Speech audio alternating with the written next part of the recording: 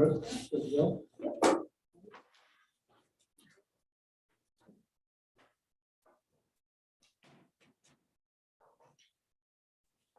Good evening. Today is December 21st, the shortest day of the year. You know what's good about that? Nothing. More daylight? That's right. Starting tomorrow, days get longer. Although Drenick was going to say, yes, 10 more days and you're out of it. It's getting more. Okay, the meeting is of the Common Council of the City of Oneonta for December 21st. See everybody call to order. Would you please call the roll? Mayor Herzog. Here. Councilmember Murphy. Here. Councilmember Davies. Here. Councilmember Ritzberger. Here. Councilmember Lepari Shu. Here. Councilmember Carson. Here. Councilmember Henry. Here. Councilmember Rath. Here. Councilmember. Everybody's here. Thank you. Please rise and join us in the pledge of allegiance. I pledge allegiance to the flag of the United States of America, and to the republic for which it stands, one nation, under God, indivisible, with liberty and justice for all. Tonight we have two public hearings. The first is a public hearing regarding the local law, which was passed previously by the council, which modifies our sewer rates. They were raised by 10% this year to cover all of the costs of improving our wastewater infrastructure. If anybody's here to speak on that, please raise your hand. Seeing that we have no commenters on it, I will close that public hearing. The second public hearing is regarding an ordinance which was passed by the council. And this is an ordinance that amends our no smoking in public places, no smoking in parks and public plazas policy to include prohibiting the use of cannabis in our parks and in plazas. So that no smoking, our previous law was specific to tobacco use. This broadens no smoking in parks and plazas to include cannabis. Now that smoking cannabis is legal in New York State. Is anybody here to speak on that? Hearing none, we'll close our public hearing. And we will go through the city health officer's report, which is probably not a good I told you.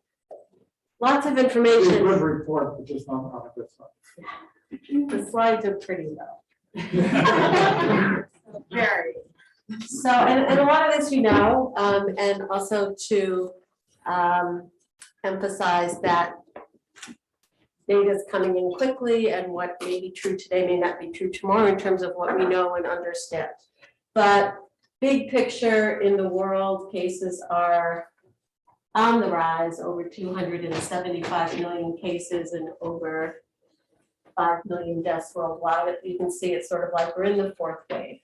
And next slide, where that seems to be coming from in the darkest regions are South Africa, you know, the source of the Omicron variant, or at least where it was first identified, Europe, where it is spread, and the United States. Next slide. In the United States, you can see we're trending up again, and now the cases, it's not only the cases trending up, we're seeing an increase in hospitalizations and a slight increase in deaths as well. Next slide. We in New York represent one of the states where the cases are rising most rapidly. And look at, I would point out now the slope of that curve. It's pretty dramatic. And while New York City represents, you know, a large portion of our population, the percent positivity is about the same statewide, such that the statewide positivity rate is 10.4%. We in Mohawk Valley are at 9.9%, Otsego County 9.2%. So, and hospitalizations and deaths are also now rising. After that. Next slide. Here's Otsego County as of this afternoon, 48 new cases reported today with 14 hospitalized. Yesterday, 2 new deaths were reported, and you can see the numbers are trending upward. Next slide. And this graph you've seen a lot before. It's, since a month ago when we were kind of at the base of that big upswing, things haven't really changed a whole lot. I spoke with Heidi today. She's thinking maybe the numbers are trending down a little bit. But we're, close to 300 active cases, over 1,200 people in quarantine. Next slide. And this I got from the New York State site, and it gives you, since the beginning of the pandemic, what the case counts have looked like in the county, that those being the bright or dark orange line. So you can see starting in March of 2020, we had a few cases, and that spike in September representing the college outbreak, and then the outbreak last winter. And now you see again that really sharp uptick of cases in the county. Yes, Heidi told me in the last 2 weeks there have been 555 new cases, and just under 1,200 people are currently in quarantine. All other local news, the Bassett system as of today has 26 inpatients. Again, that includes Little Falls, Cobuskill, Delhi, Cooperstown, and Fox. But that is a slight increase from where they've been averaging, which was 15 to 20 patients at any given time. Fox Hospital has 5 to 6 inpatients on the average and has had that for a while. Next slide. This shows our wastewater data. It's about a week or two old now, but you can see it's also trending upward, reflecting the increased number of cases. Next slide. And then I thought I'd talk a little bit about Omicron, since that's really what's driving this all. Interestingly, in the wastewater, I talked to David Larson today, and they're actually going to be starting to sequence the wastewater RNA for variants. So if that's useful at all, at some point we may be able to know what our Omicron is in our wastewater. The people from the lab, Quadrant Lab, which does all the pool testing for SUNY, has been sequencing their cases, and they have yet to see any Omicron from Oneonta. But again, that's just the campus pool testing that's going there. Doesn't really reflect the community. So anyway, the Omicron variant, you've all heard of it. Next slide. A variant of concern, rightfully so, was first identified in South Africa in mid-November. And it is concerning because there are quite a few, over 50 mutations, and many of those are in the spike protein, which allow for infectivity.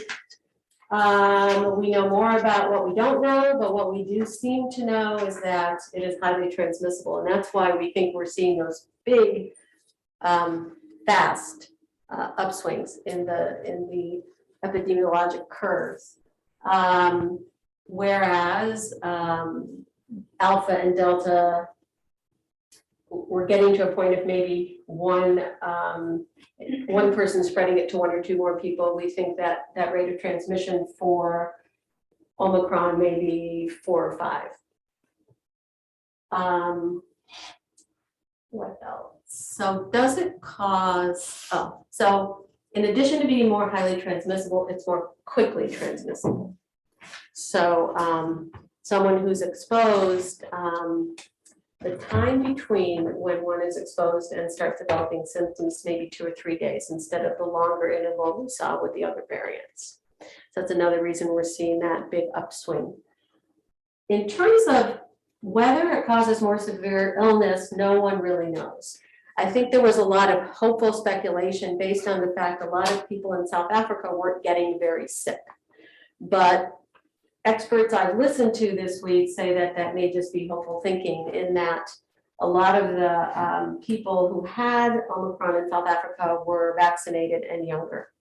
There was just now a little summary on my phone of a study that came out in the United Kingdom looking at, I think, 11,000 people with Omicron comparing to the population that had been previously infected with the other variants, and they did not notice less severe disease. So I think we still don't know about that.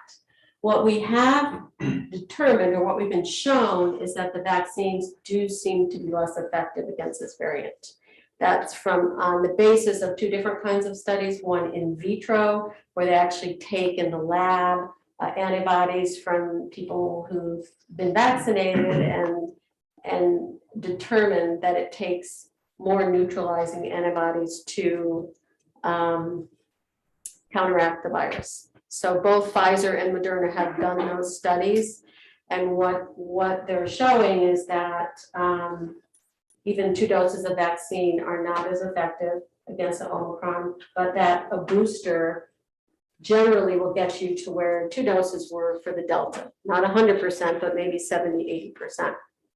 And it's still quite protective against severe illness. So what that tells us is that it's very important to get boosters, and that they're not going to need to design a whole new vaccine, at least now, for Omicron. That's not the plan. The plan is to continue using the very effective vaccines we have and encourage people to be boosted. Okay, next slide. So Omicron, this just came out today. This is from the CDC website, and what you're seeing here is the percent of Omicron. Now, this is based on some extrapolation of cases. They're not obviously sequencing all cases, but you can see the orange is Delta, the purple is Omicron. Up to last week, it's felt that the Omicron represented maybe a little over 10% of all cases in the country. Now it's up to almost 80. Next slide. And in our region represents New York, New Jersey, Puerto Rico, and the Virgin Islands. That percentage is much higher. It's over 90% of disease now from COVID in our region is felt to be from Omicron.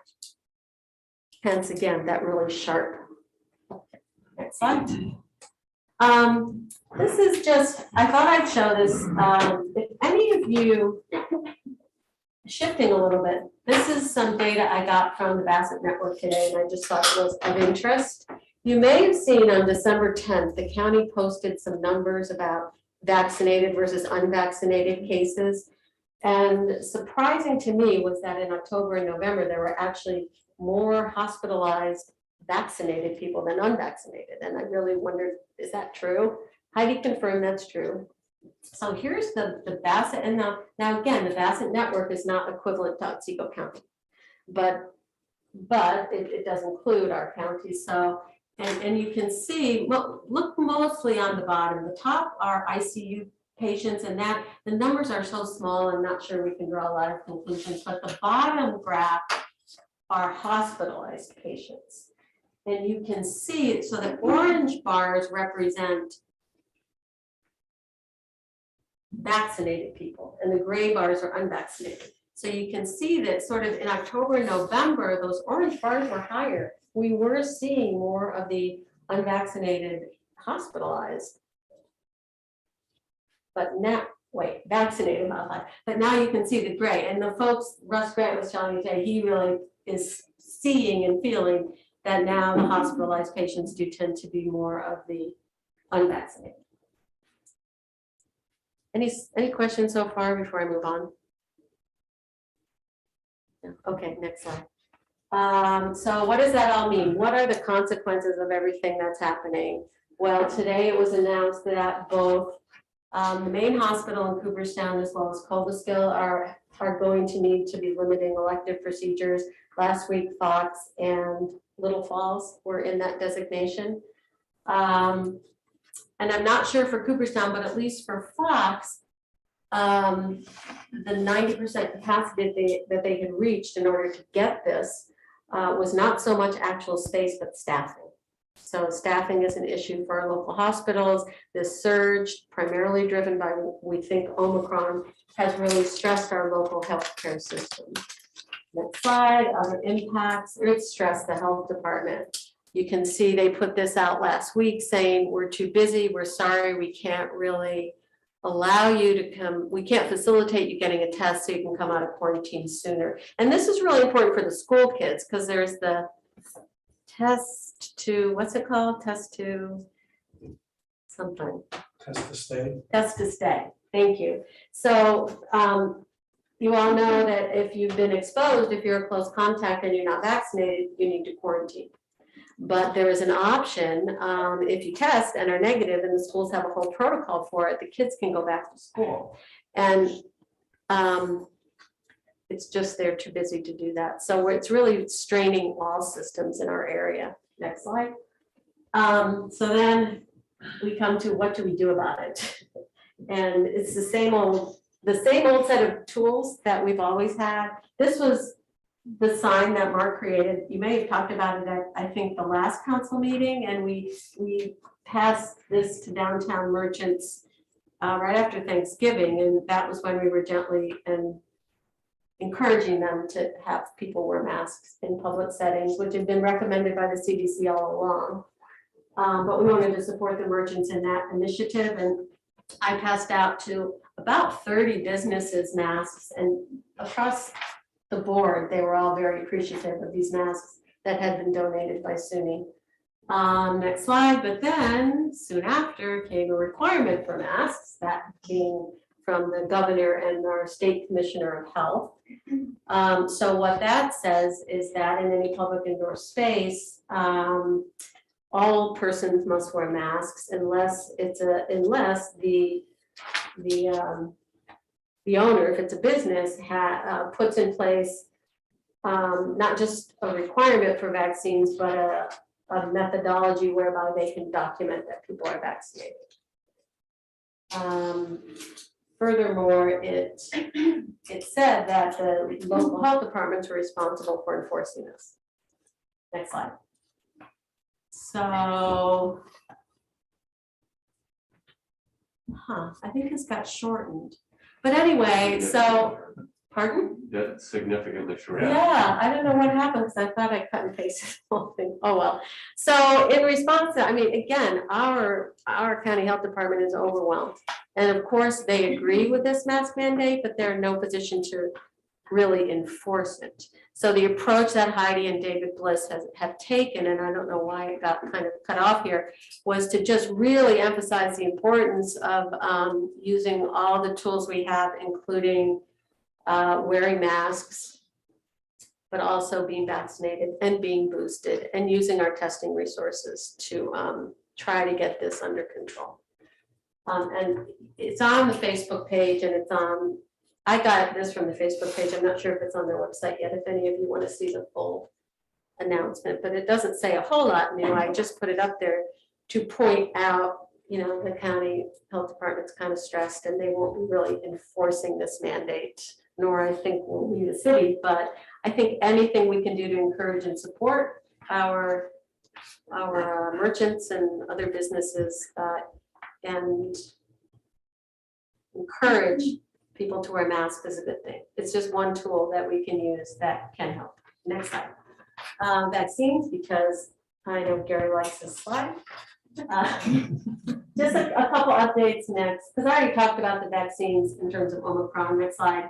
But this I wanted to just share with you that another news item this week is that the CDC, on review of a number of cases of this rare but serious risk associated with the J&J vaccine, put out a statement that they actually recommend the other two. They didn't go so far as to say one shouldn't get the J&J, but there is now sort of a disclosure fact sheet that goes out to everyone getting the J&J. The rare adverse event is this thrombosis thrombocytopenia syndrome that's seen more often in women, middle-aged women, 5.8 cases per million in that age group, 2.2 per million among men. So still very low, with over about 14 million vaccines. There have been, I think, 9 deaths. So again, but just to know they're keeping track. Also with the mRNA vaccines, there have been no significant trends of severe adverse effects from all the adolescents and children that are now being vaccinated. Next slide.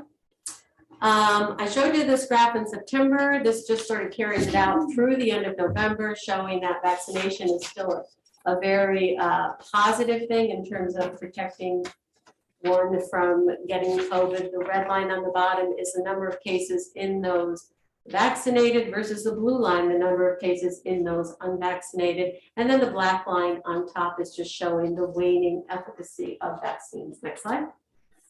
So moving on to testing just a little bit, because that's another tool in our toolbox you probably been hearing a lot about.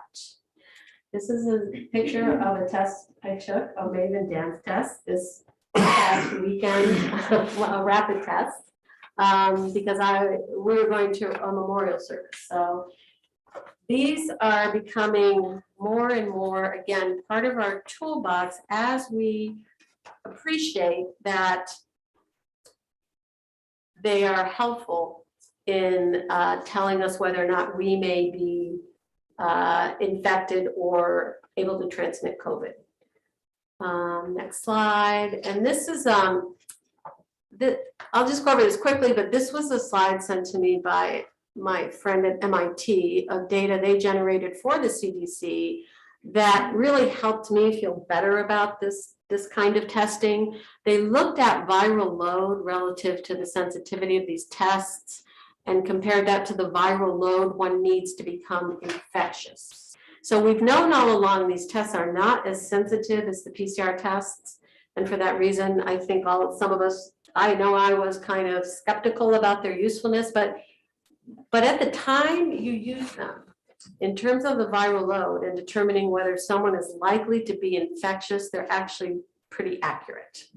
So, and again, you know, talking about how quick things change with Omicron, because it's negative today doesn't mean it's going to be negative tomorrow. So that's one of the, you know, the things you need to keep in mind if you're using these tests for determining whether you're infectious. But I think they do have some role to play. Heidi told me today that the county's getting a bunch of these tests from the states that they are going to distribute to the schools, because I think in that setting they can be very useful, allowing the kids to test to stay. And I think for individuals they're helpful. Another thing about testing is that there will be a state-run testing site opening up at the fire department in Milford for testing primarily symptomatic people, but apparently also people that may have been exposed and are worried about positivity. And then Danielle from the college is working with Greg. I'm getting perhaps another testing site through Quadrant, who does, again, the saliva-based pool testing here in Oneonta. I don't know if you wanted to talk about that or. Not much more than what you just shared. Yeah. We're trying to figure out if there's a good location and where exactly it is. So probably in the next few days we'll. Good, yeah, so it'll be announced, and then the one in Milford Center, hopefully they hope to have up and running by early January. Hopefully that'll take some of the weight off the health department. So in summary, this is from the New York State Department of Health website. What can we do? Get vaccinated, and if you're vaccinated and it's been 6 months or 2 months such as J&J, get a booster. Think about testing after, before traveling, before seeing family. There is a role for that. And wear a mask, is that in there? All right, next slide. Here's my wear a mask. Ask not what your mask can do for you, ask what your mask can do for your country. Again, you're not only protecting yourself, you're protecting those around you. And I will end with what Biden said today on his talk, which was, did anyone hear that? He said, and this was in reference to mandates, you know, mask mandates, vaccination mandates. We are not doing this to control your life, but to save your life. So, any questions? Questions, anyone? Yeah, I've been thinking about since last meeting, something you said, and I don't want to put you on the spot, but I'm sure it's something that you've been thinking about as well. And so I'm hoping you can speak to, you mentioned that as we go on, it becomes maybe more evident that COVID may not ever go away, and it may just be something that we live with. And I think that, part of the resistance and the divide that we see is this fatigue over how long it's going on. I'm just wondering if you can speak to what, in your opinion, like understanding that you don't have a crystal ball, what it might look like in the future if it does become something that we are living with just forever. Well, that's a great question, and it's not that I haven't thought about it, but I'm not sure I have a real opinion.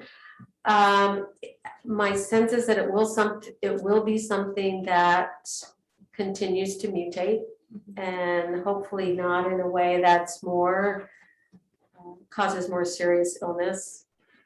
But if it becomes more endemic, just something more like the flu, it may be easier to manage.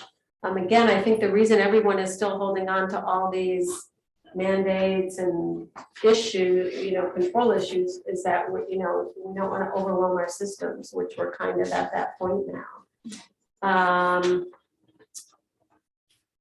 But what would that look like? Maybe we'll be wearing masks for a long time in certain settings and getting vaccines, but hopefully I think we're moving toward more normalization of at least schools for kids and businesses open, and whether we'll have to keep having these cycles of things shutting down, I don't really know.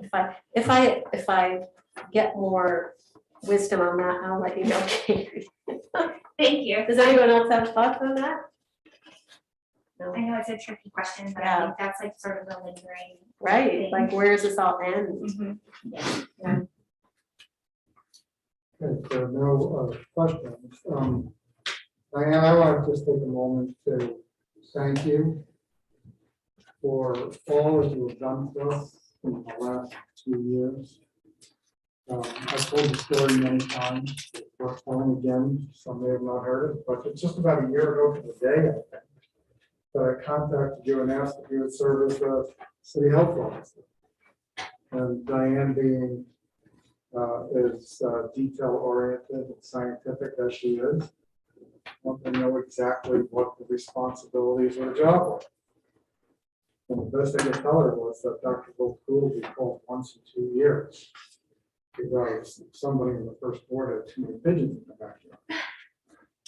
So I said, it's not a heavy lift. And Diane said, okay, then I'll do it. So 2 months later, when everything we were plunged into confusion, unknown, Diane became Ghostbusters, who are you gonna call it?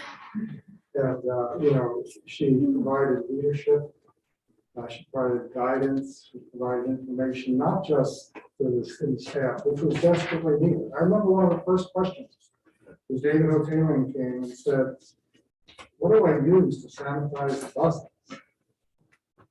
And I said, call Diane Jarvis and ask her. I think that was actually the first thing that I referred to her. But since that time, not only did we provide guidance and leadership for the past 2 years to the city, to the council, to the staff, and also to the people.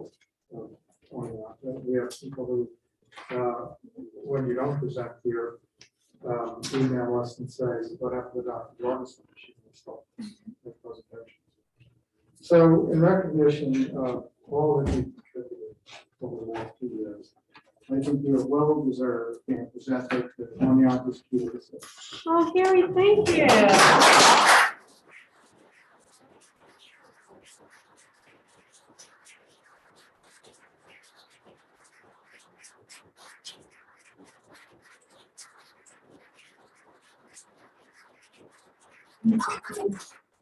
You are presented to Dr. Diane Georgeson for her leadership and guidance to the people of Oneonta during the COVID pandemic. Thank you, Dr. Georgeson.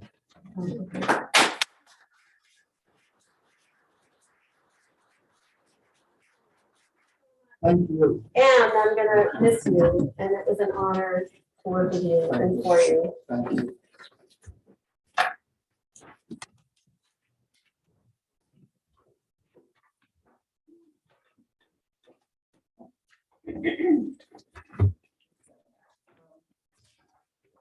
Back up just a bit.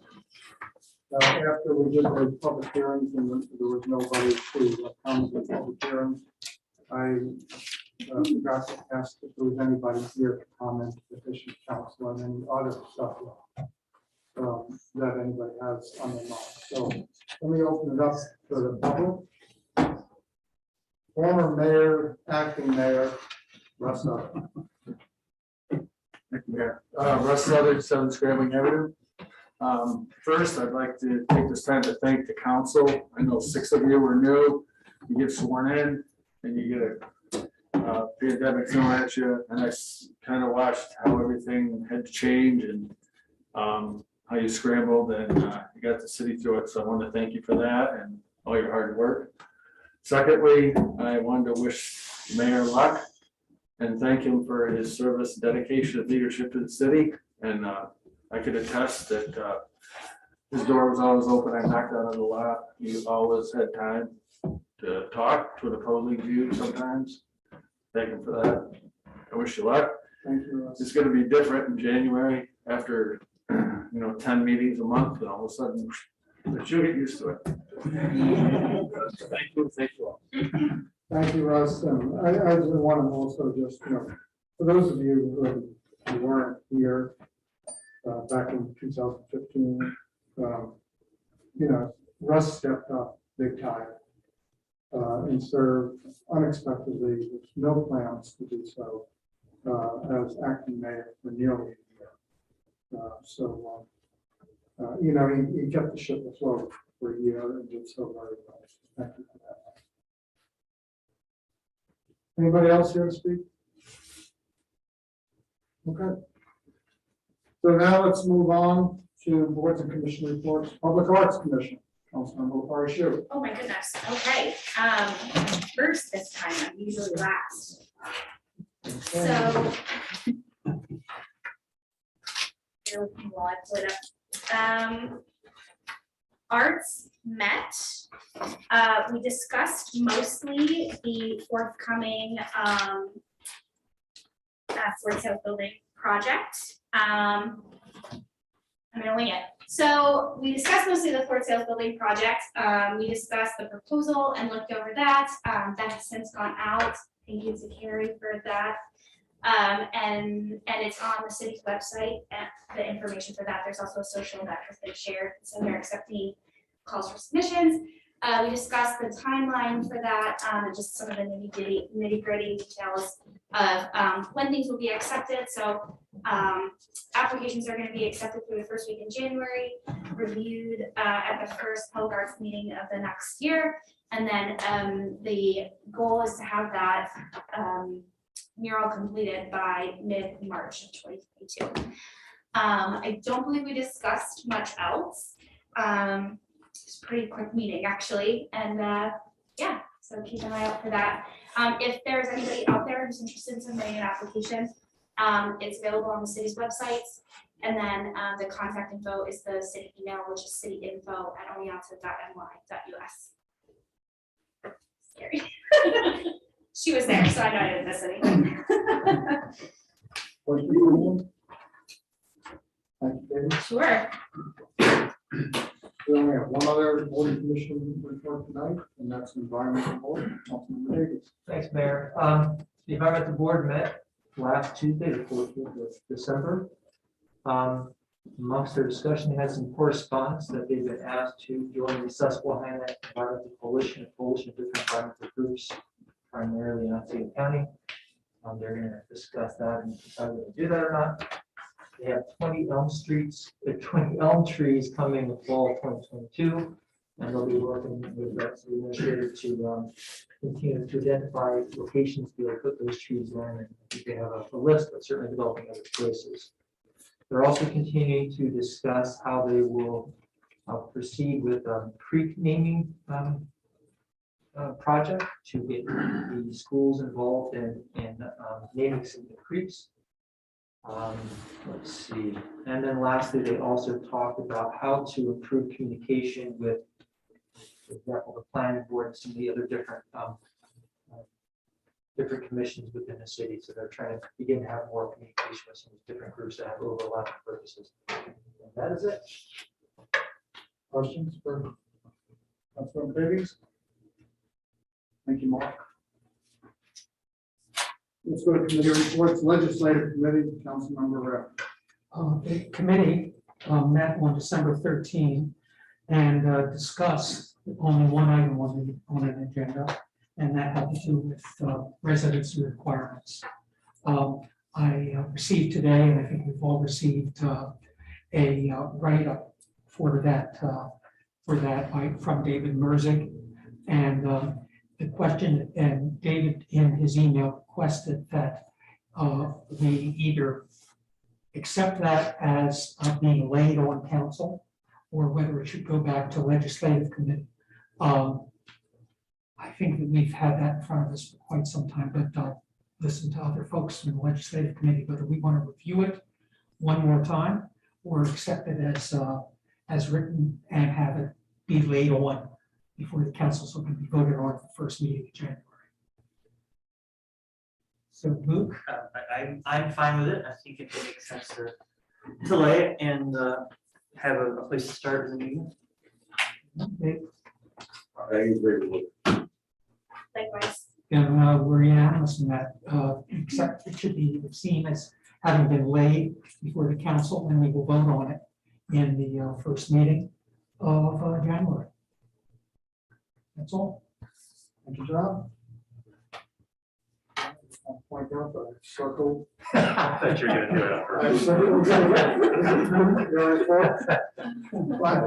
Finance and Human Resource Committee, Councilmember Carson. Thank you, Mayor Herzog. We also met December 13th. We had a lengthy agenda.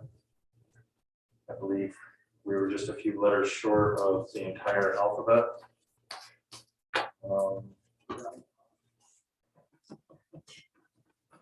I'd like to acknowledge motion number 5 before you. Tonight's agenda. Enjoy Christmas is in our audience tonight. I'd like to that she's a returning DPW employee, and I appreciate that she's coming back into the fold. Look forward to having her city staff continued now for many, many years to come. I will be asking the mayor to pull motions 7 and 8. I've noticed a change in the administrative manual since we met on December 13th, and I'd like to talk about it with council if need be. We can go into executive session to acknowledge those changes. Before the meeting, the city clerk gave you the number to fill in for motion number 13.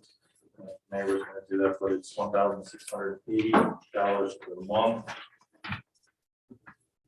And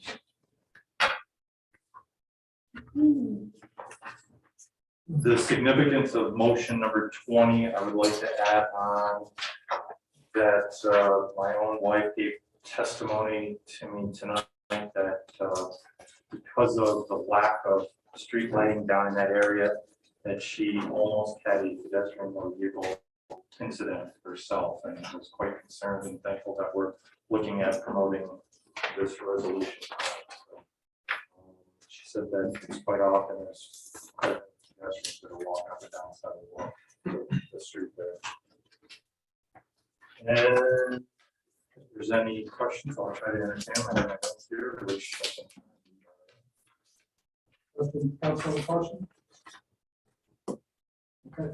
Thank you. So I'm gonna, I was going to pull 7 and 9, I'm gonna pull 7, 8, and 9.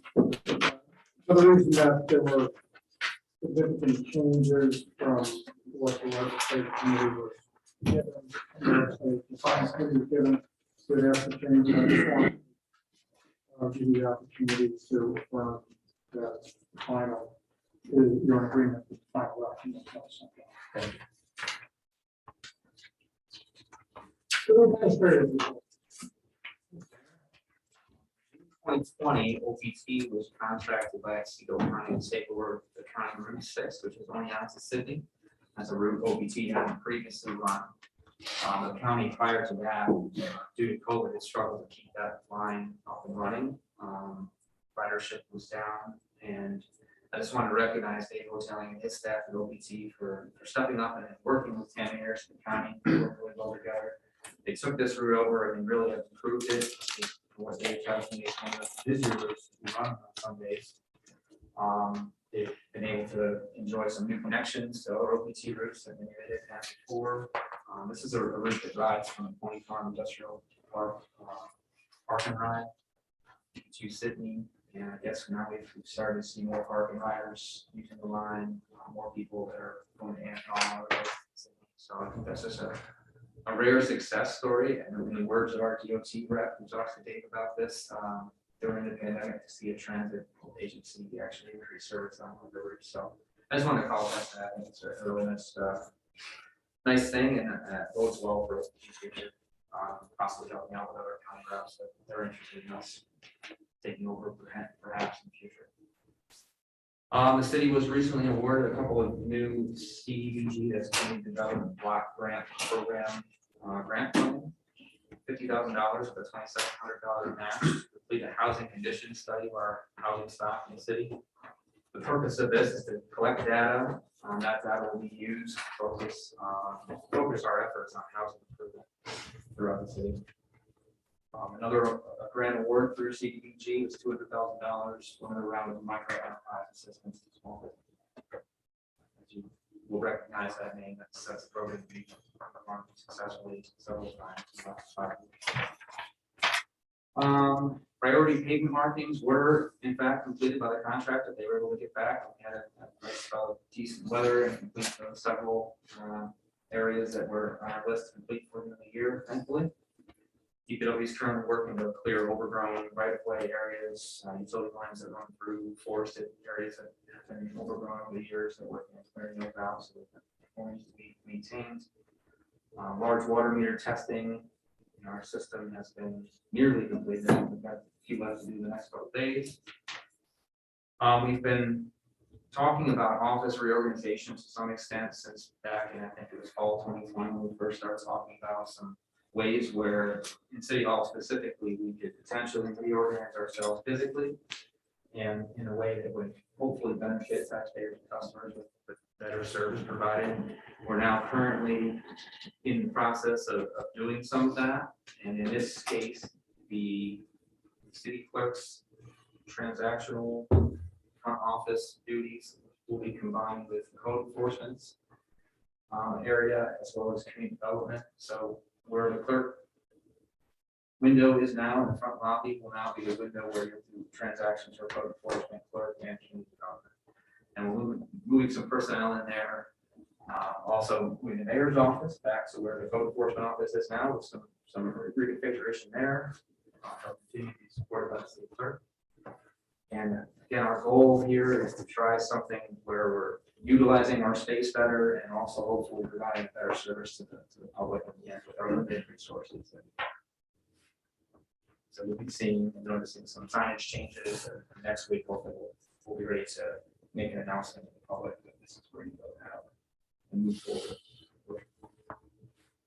Current job openings, we're continuing to recruit to fill the newly established community development position in public works.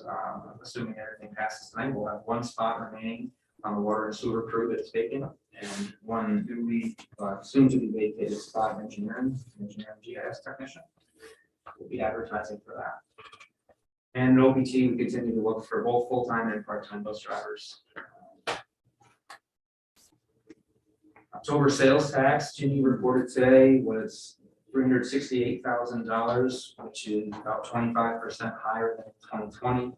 2021 year-to-date through October is 4.56 million, which is also around 22% higher than 2020.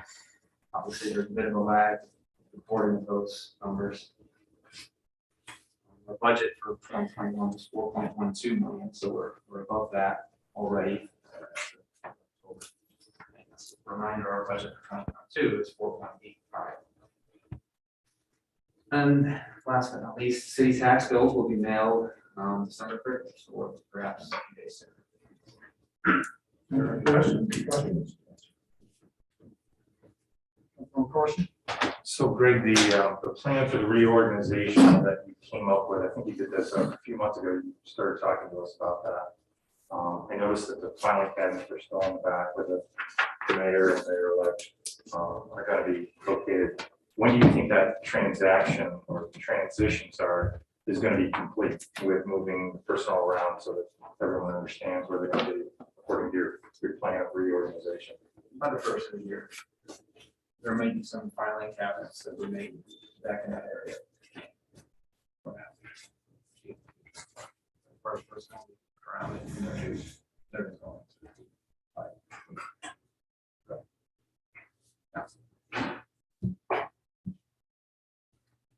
Any other questions? Thank you, Greg. With that, let's go to the consent agenda. Gary, Oh, yes. I have a small report I'd like to make, if that's all right. Certainly.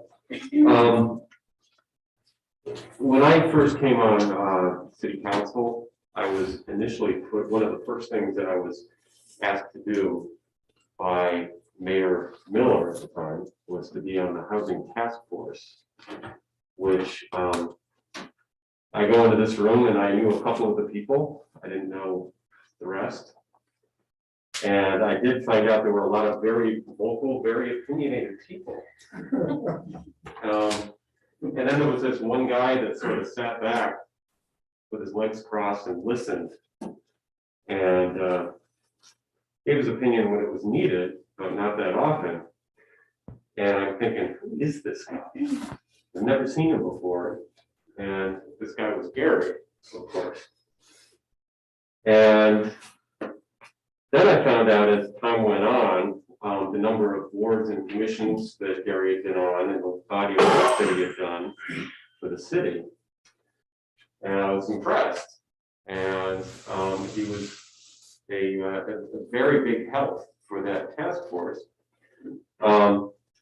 Since that time, of course, he stepped in, run for mayor, at a very difficult time for the city after Mayor Miller passed away.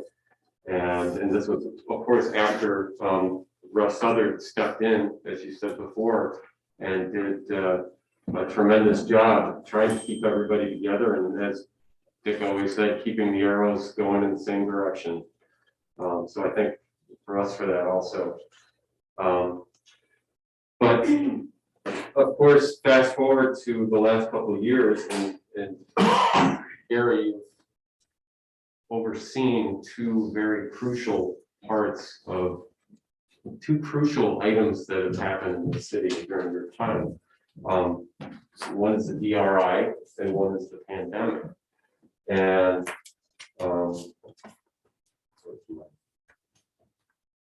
what you've managed to do is lead the city through a transformative financial opportunity at the same time as having to lead us through a transformative way of doing day-to-day business. So I want to say that I think you've done a tremendous job, and it's been my honor to work with you over the last few years. I've learned an awful lot from you. And I have a proclamation that I would like to read to you. Whereas Mayor Gary Herzig has served the city of Oneonta and its residents, businesses, and visitors in many capacities, but most recently as mayor from 2015 to 2021. And whereas with his leadership and guidance, the city has invested in numerous improvements to its already outstanding community and resources, to include a multi-million-dollar grant award from the New York State Downtown Revitalization Initiative. And whereas Mayor Gary Herzig's stewardship, leadership, and bipartisan spirit has been evident in these efforts. And whereas Mayor Gary Herzig has actively advocated for the continuation of and expansion of the opportunities available to the city, its residents, businesses, and visitors. And whereas Mayor Gary Herzig has been a strong advocate and supporter of the newly constructed Lofts on Beach project, predicted to bring more than 60 units of housing to downtown Oneonta. And whereas Mayor Herzig's dedication and hard work has immeasurably improved upon the quality of life of Oneonta's residents and businesses. Now therefore be it resolved that the Common Council recognizes the careful stewardship and leadership exhibited by Gary Herzig. And be it further resolved that the Common Council recognizes that under the administration of Gary Herzig, the people of the city of Oneonta were rewarded by careful oversight of city resources. And be it further resolved that in recognition of Mayor Herzig's efforts and history of long service to the city of Oneonta, the Common Council of the city of Oneonta commemorates the mayor's service with their presentation of this key to the city.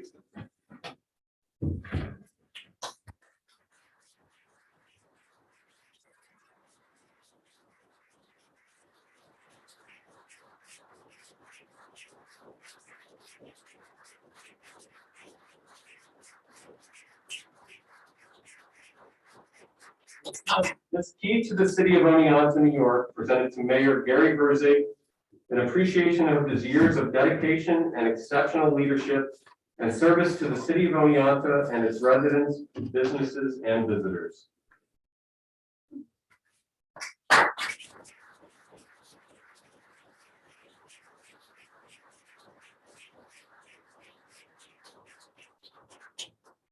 Oh, don't sit down yet. In further recognition of your leadership and your service to the city and the hope that you'll take some harder time to enjoy yourself, we'd also like to present you in recognition of your efforts to bring more quality recreation to the city. I'm supposed to make a pickleball joke here, but I don't really know a lot of it. Hopefully, you know, that keeps you from getting like too bored during the I love it.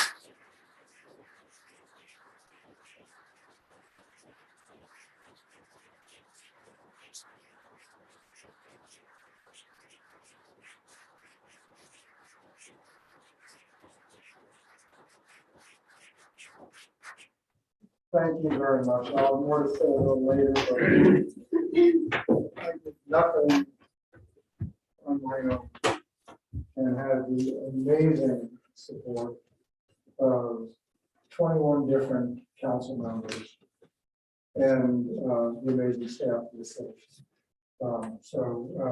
All that's been accomplished, you know, is shared by many, many people. But I greatly appreciate the recognition. Thank you all very much. I can't wait for spring. I'll be out there with all the old folks playing hopefully that paddle will be in it. pickleball. It looks like a good one.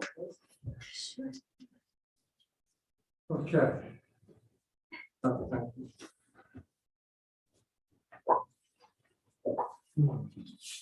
Okay.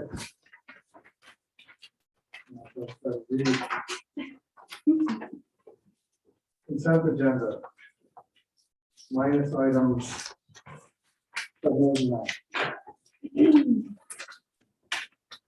One motion of council approves the minutes of the regular meeting which held on December 7th, 2021.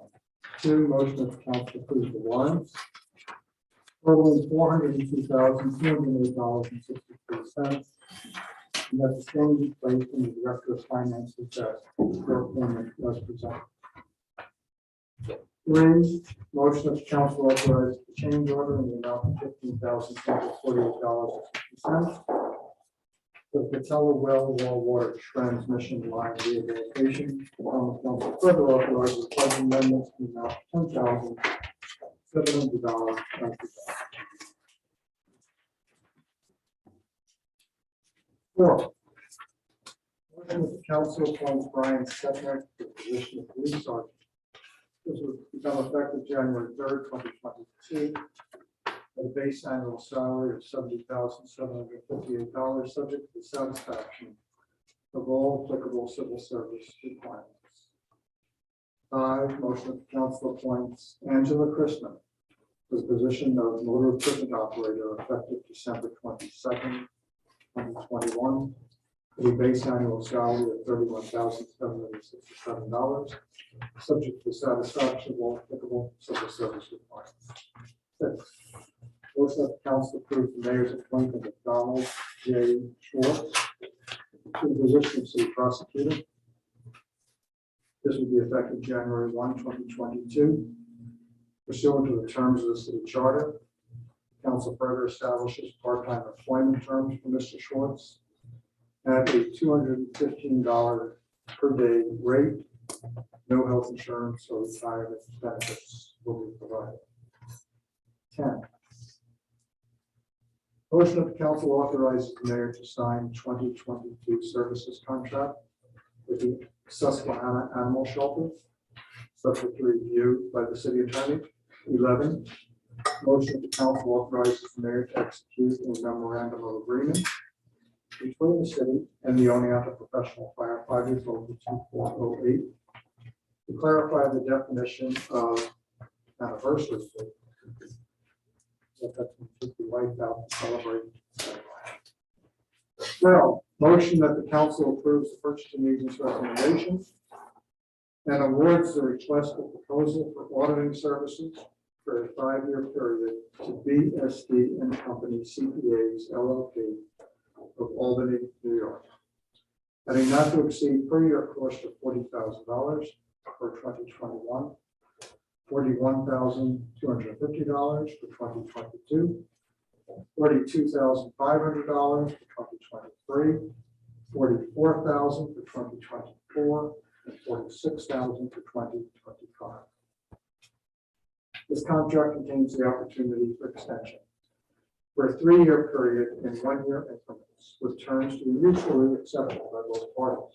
14, motion that as a result of the competitive RFP process being solicited and accepted for legal services regarding labor relations, common council approves purchasing agent's recommendation to award a 1-year contract that will begin January 1, 2022, which may be renewed by mutual consent yearly for calendar years 2023 through 2027.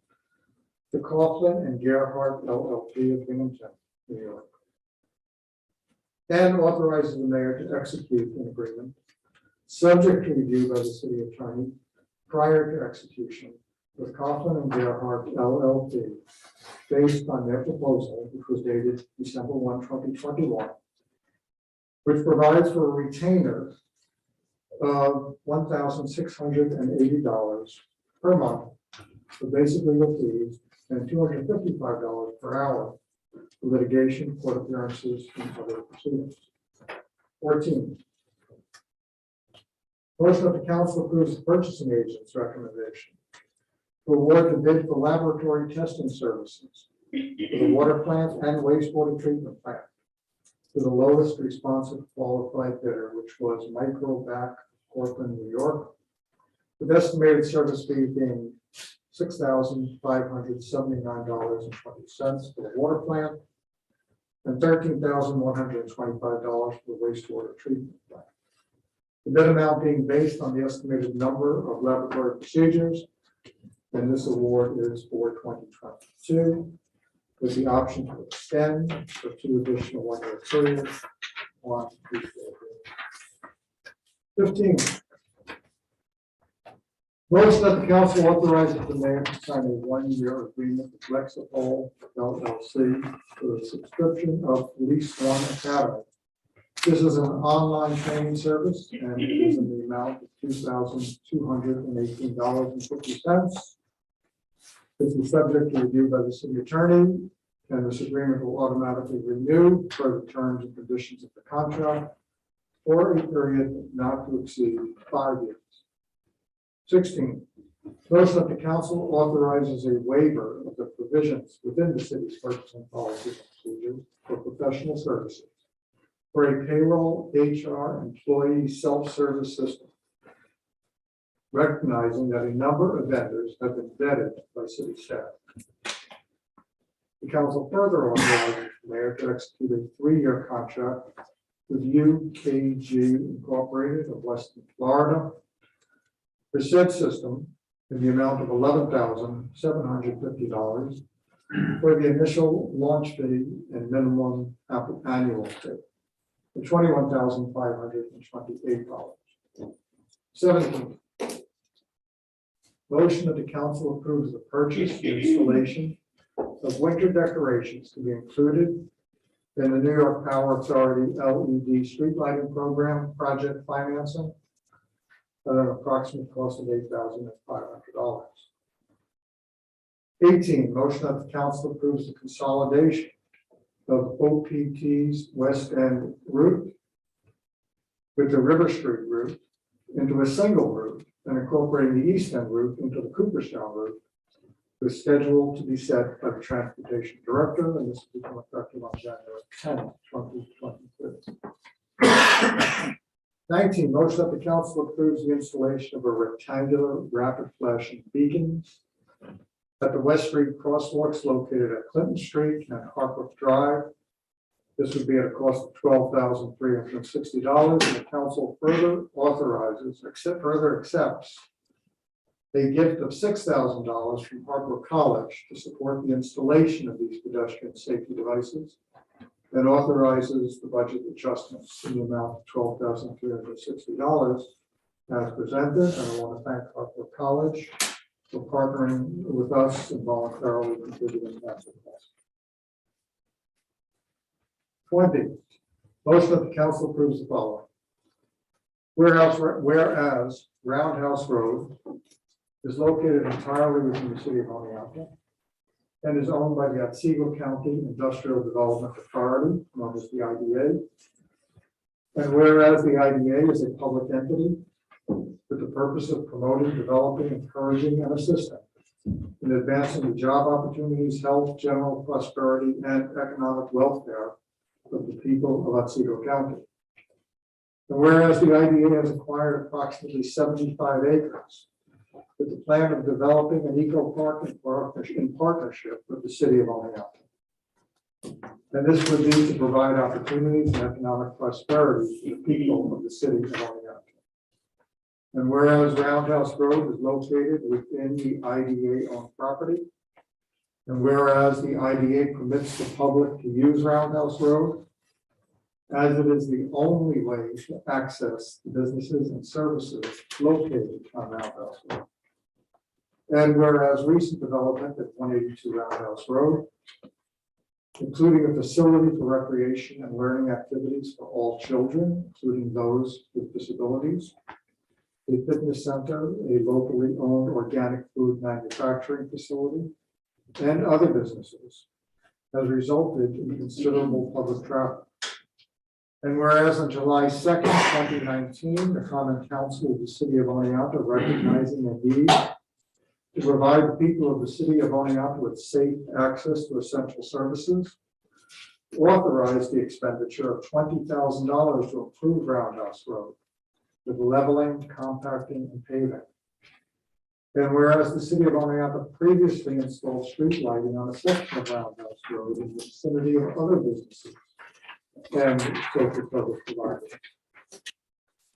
Now, therefore, Common Council, in recognition of the need to provide safe access to the public for essential services, authorizes the installation of 2 street lights on Roundhouse Road on existing poles, which are owned by NYSER, in order to provide public street lighting, and further authorizes the city to enter into any necessary agreements with NYSER to attach to existing NYSER poles number 2 and number 3 on line 3668. That concludes the consent agenda. We'll have any requests in addition to items 7, 8, and 9 to have them removed from the agenda. Councilmember Parshay. 17, 18, and 20, please. Thank you. Any other requests? Okay. Do I have a motion to approve the consent agenda, less items 7, 8, 9, 17, 18, and 20? So moved. Councilmember Parshay, second by Councilmember Grenick. Please call vote. Councilmember Murphy? Aye. Councilmember Davies? Yes. Councilmember Whitaker? Yes. Councilmember LaFarge? Aye. Councilmember Carson? Yes. Councilmember Wellington? Yes. Councilmember Raptor? Yes. Councilmember Good. Aye. Awesome. Thank you. All right, now we're going to go back to motion 7. This is approval of the administrative personnel manual. It was discussed at the finance and HR committee meeting. There were some changes that were requested. The one that was sent out to the council, contained revisions from the one that was originally sent out to the finance committee. So do I have a motion to approve? Councilmember Carson, do I have a second? Second. Councilmember Carson, discussion. So we go to page 13 of the manual. What I noticed was the administrator's position was removed from this list, whereas the previous edition I saw, he was included in that. I did during the week from finance. When I saw this, I asked for your police chiefs. Listed as a chief's lieutenant, so there are 2 of them in there. Just would like to be explained to why the city administrator's position was removed from this administration manual, and why the council wasn't told and told prior to tonight that we had to seek and find ourselves this change. I don't believe that was removed. Jenny, am I incorrect? No, you're not incorrect. I don't know what version you might have been looking at, Glenn, but the one that was presented to finance last week did not include the city administrator in the administrative manual. The one that was provided was before our meeting, and I was looking at it on my computer. Your salary range was on there. I think what you were looking at, Len, I'm sorry. Go ahead. I think what you were looking at, Len, was the approval of the 2022 salaries, but not the administrative manual. The city administrator's title has never been included in the manual because the terms and conditions are set by contract. I'd also like to bring up to the full council that within this salary schedule, there's been multiple personnel hired in quarter 2, 3, and 4. They haven't served a full year yet.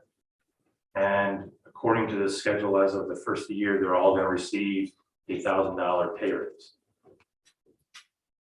And I want to know if there's concession in this council that you're good with this, or that you would like to see some other way of acknowledging a pay raise as of the first of the year.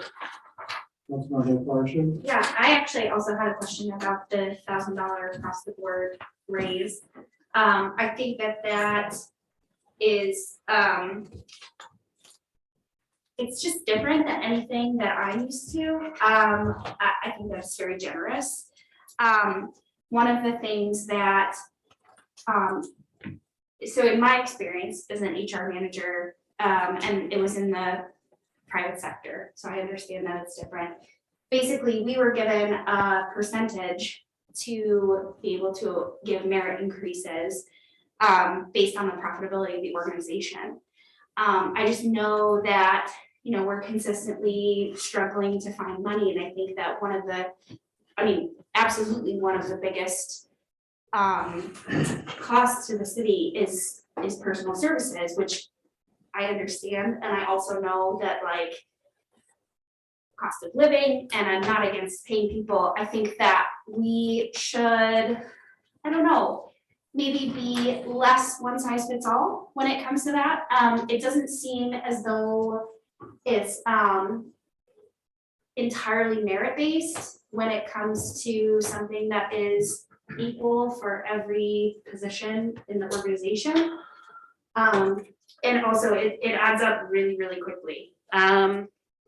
So Yeah, I question that also. I'm sure it needs to be done at work, but I think that that's maybe not the best way to go forward in perpetuity. Yeah. Councilmember Murphy. Len, thanks for bringing this up. It's something I'm thinking about and something that continually, when looking at this, that's been echoing in my head is something that member Harrington brings up a lot, and our need to stay competitive with the private sector. I am by no means an HR person. I do believe that we, to stay competitive, we do have to do annual raises. And I think that what's being proposed, if HR agrees with it, then I'm comfortable with it. Councilmember Risberger. Yeah, I think this is something we've wrestled with for years. And I feel we need to be careful between comparing the city government with private sector. And I respect private sector, but there's clear differences. Where private sector operates on profitability, City Hall, we're not here to make a buck. We're here to provide service to people. So that being said, I do think that for the most part, we can compete with the private sector. And I agree with Councilmember Murphy about this, that we need to make sure, because of that, we need to make sure that our department head positions are something people want to stay here for. We don't want them to go into the private sector or come here for a couple of years to train and then leave for something that's much better. So we've got to be able to provide some kind of yearly stipend. As for having people that were hired in the first quarter, second quarter, third quarter, fourth quarter, I get it.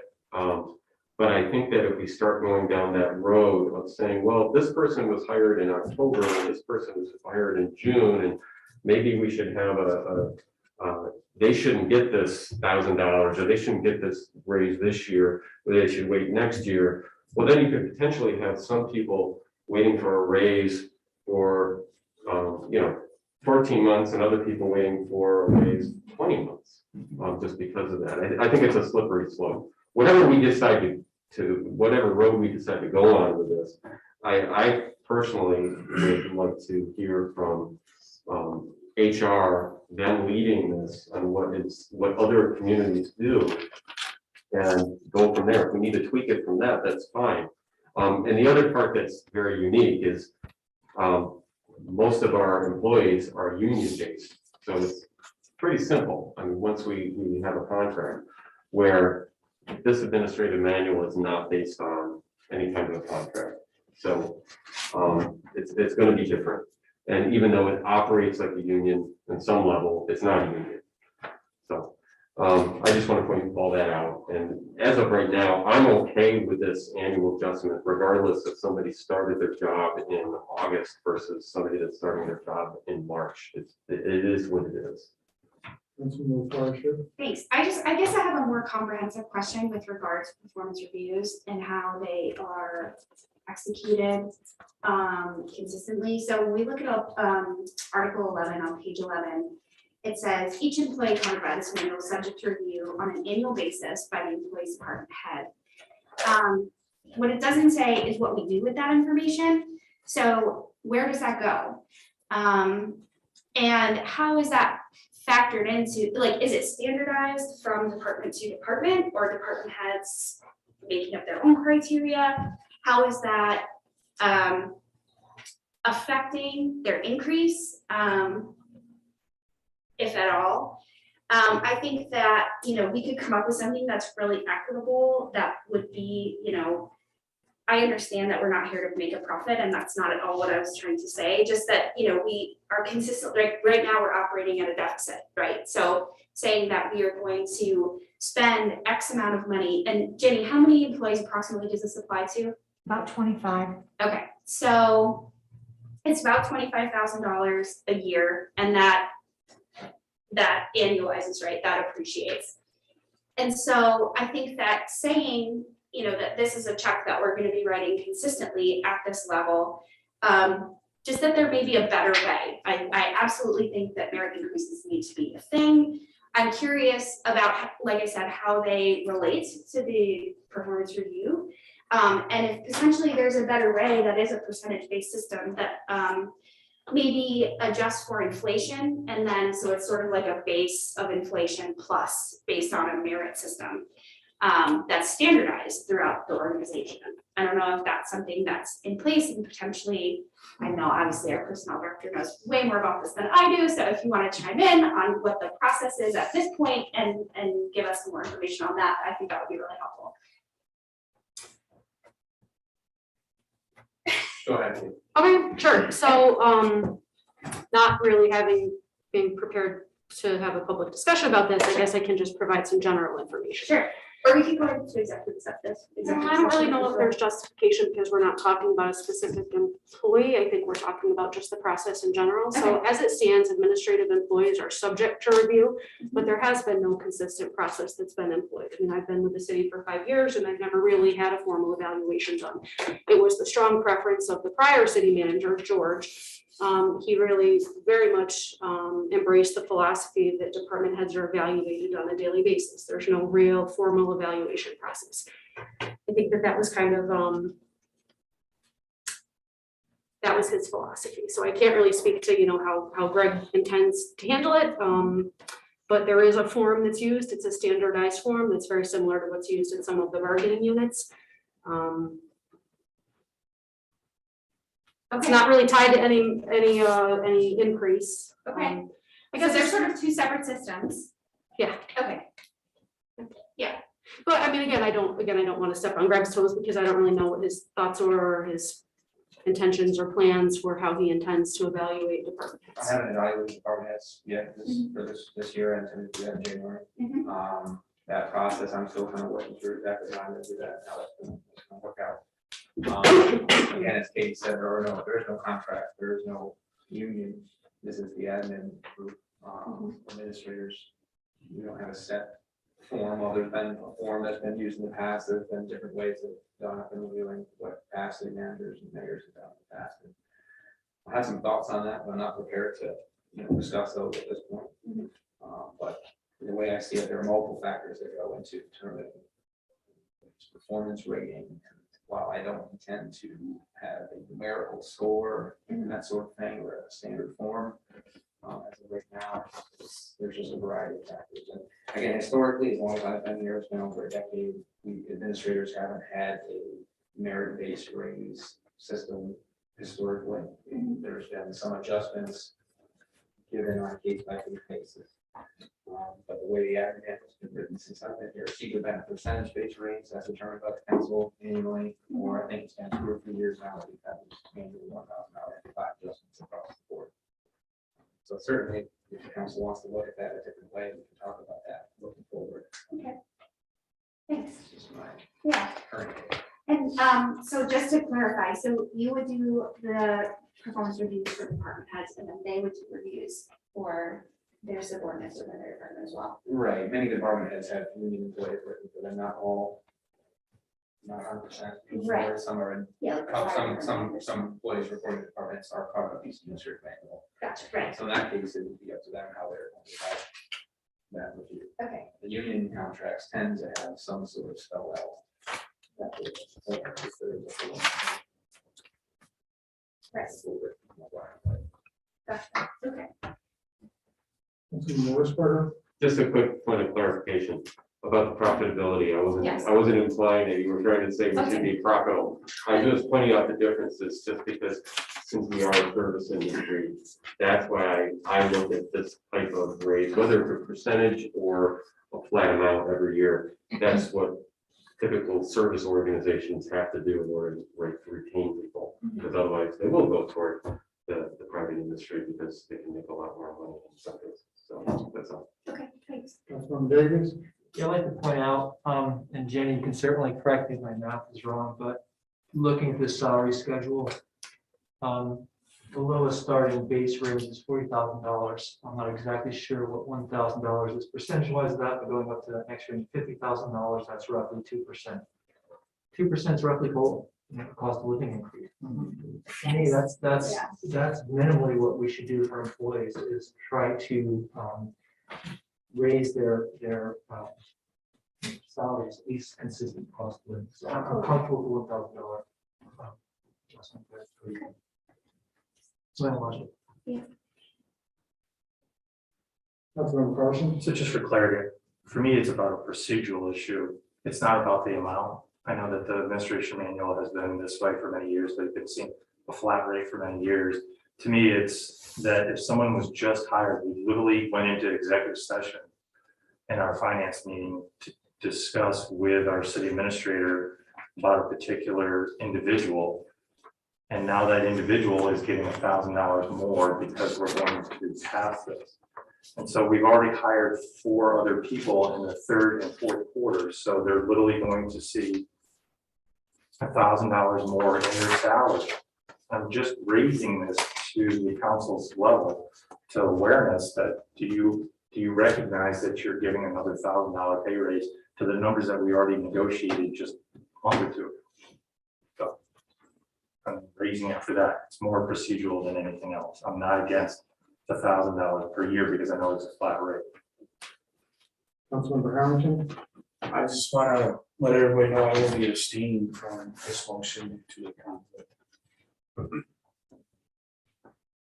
Any further discussion? I'm sorry, Councilmember Farshid? so many questions, and I had them at the finance meeting too, and I didn't get the opportunity, so I'm sorry to take everyone's time today. But, so the other thing is, with these, when we say hiring base range, that means their starting salary is within that range, but that is not capped on the amount of money that they can earn, correct? That's correct. Okay, great. Again, if I may, just to clarify that, if I see $40,000 as a base rate, everyone in this job category is getting a $1,000 increase, not based on merit, but it's just that class of employee is going up $1,000. Is that correct?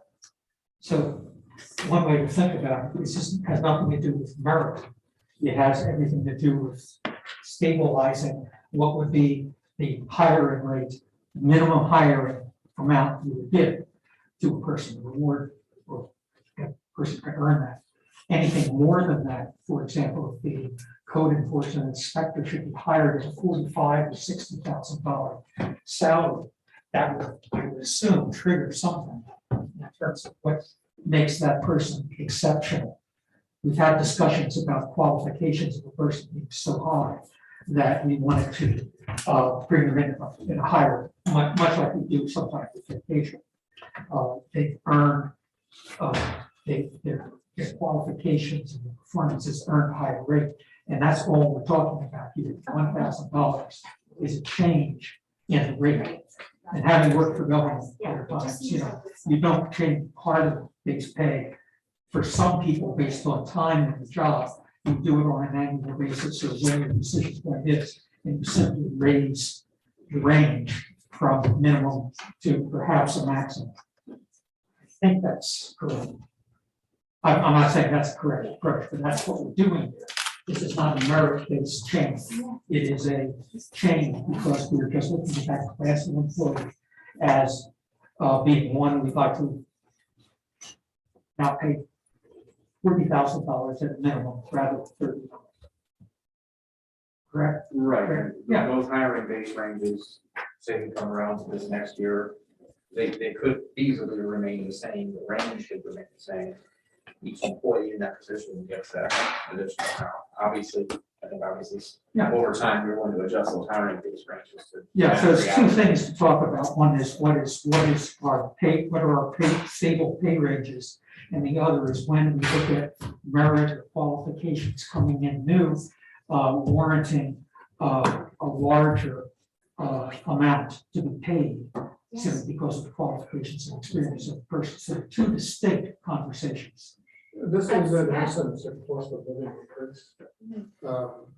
I've been involved in organizations where there is a merit increase given to some employees, but that was always in addition to the cost of living increase. I also just wanted to like, just not question, like scrutinize, but just question for clarification, the longevity increases as well that are on page 2 of the admin manual. So how does that work in addition to what we're talking about? Right, it's in addition. I'm sorry, I should be addressing. Basically, you're right, that's an addition, it depends on the employee's length of service with the city, so based on that schedule, when they move to the next level, that's when they get that annual. Gotcha. And so that is, so say I was in a position for $40,000, every year I would bump up $1,000 up to 5 years, and then I would bump up $2,000, and that's annually, so then it's 2,000, 2,000, 2,000, or 2,000, 2,200, 2,400. Yeah, please. I'm sorry. Oh, go ahead. So on their 5th anniversary date, they would get an additional $1,000 added into their total salary. Okay. The next year, they would then get another $200 added in. Right, So it would be a $200 per year increment until they reach the maximum longevity schedule. gotcha. Okay, I think I understand. So rather than merit, right, we do longevity, which makes a great, really good deal of sense, I think. Okay, I think I understand. Thank you, everyone. Any further discussion on that? Just as a question again, when I look, and I'll just look at the $40,000 to $50,000 pay range, are there set increases over what period of time? Could someone go from 40 to 50 in 1 year, or would they go, working for the feds, every year has a number, you get the scale that goes out 30 years if you stay in the same grade. So how does that work here? How long will it take? The way that works here is as in bold and red at the bottom where it says annual adjustments will be $1,000 unless otherwise approved by council. Anyone on this list would get a $1,000 annual raise. When they're hired, upon hire, they can be hired within that range. So if they're a one in the $40,000 to $50,000 range, somewhere in that range, we get a recommendation from the council upon their hire based on their qualifications and experience. So wherever they're hired, let's say they're hired at $43,000, the next year they would conceivably go to 44. Any adjustments after they've been hired within that range outside of $1,000 would have to be individually approved by council. Which is what it says there. So there's no standard, it's $40,000, you can expect to get $1,000 on top of that every year. Until you get 50. So 10 years is the span, you can stay in that job. Unless you're withheld in some, I guess there are two other things. I'm not going to give this money to a person because they're not a, it's a problem always with these things. If you award somebody a lot of money for outstanding performance, it has an effect on what you have left for the remainder of people in that job category. So it's like woebegone, all our employees are above average, or there's the harsh taskmaster who says none of them are worth even what they're being paid. You're all lucky to be paid this. So we need, there's a system, I assume, somewhere in between these things to monitor, what's fair. I'm looking at this as a standard sort of pay range. And that if anything gets changed inside any of these minimums to accelerate a person's travel to the maximum, that it's looked at carefully by management in terms of being justified and its effect on other people in that organization. If you have a shining star, so to speak, who's going up with it, it has effects on other people in that same job. Right. So the only thing I would say to that, John, is just a clarification, there is no maximum. For instance, if someone was at 50,000 now and they're in 40 or 50,000, they would go to 51 next year. for that, 51, someone in a $40,000 job, you're not likely to get 70 or 80 in a short period of time, is that correct? Okay, so you can accelerate to your max, and if someone's in max, they either stay at that max plus that $1,000 or The range, as I understand it, is the range for initial hiring salary. Oh, It's not a cap on how much you can make once you're in the job. so we don't have a sense of a maximum that might, again, I'm just used to being hired at a particular job and saying, you know, people in this job typically don't make $200,000. Typically, they make 60. Right. But Given the hiring range, you're hired somewhere in that range and you can expect $1,000 increase each year, so you can project over the course of your career about where you're going to go, absent other approved changes beyond that. okay, Any further discussion? Please call the vote. Councilmember Murphy? Aye. Councilmember Davies? Yes. Councilmember Ritzberger? Yes. Councilmember LaPorte? Aye. Councilmember Carson? Yes. Councilmember Harrington? Abstain. Councilmember Raptor? yes, Councilmember Grant? Yes. Motion passes, thank you. So we go to motion 8. Motion that the council approves the annual total salary for employees covered by the 2022 administrative personnel manual as presented. Do I have a motion to approve? Councilmember Carson, do I have a second? Councilmember Davies. Discussion, I'll start the discussion. I have a question on this myself. Is the language here says approves the annual total salary for employees? Does that mean that they're not being asked to approve each employee's salary, which is traditionally what is done? They're approving each individual salary as listed. The bottom it says total salary for each employee includes base, longevity, and stipend if applicable. So basically, these totals for each employee are listed. Okay, so when it says the annual total salary for employees, that doesn't refer to the annual total for all employees, that refers to each individual employee's total salary. I have a question. Yes. With regard to the city administrator, I noticed that we're approving an increase here, but he's not on the chart for the personnel manual, so what's happening?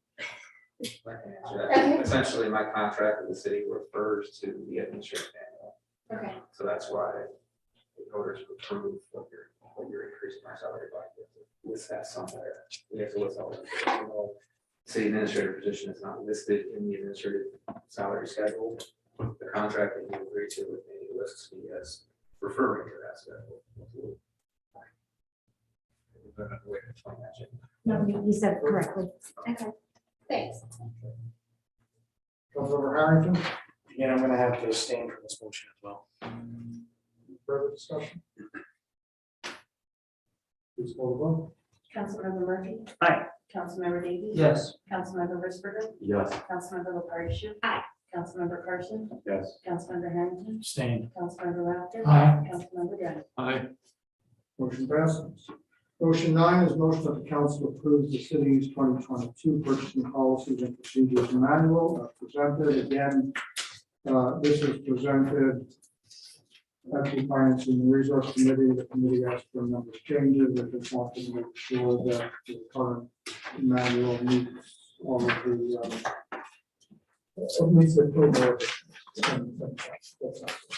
So, Audrey, did I ask for a motion? Okay, a motion. The Councilmember Murphy, second by Councilmember Ritzberger.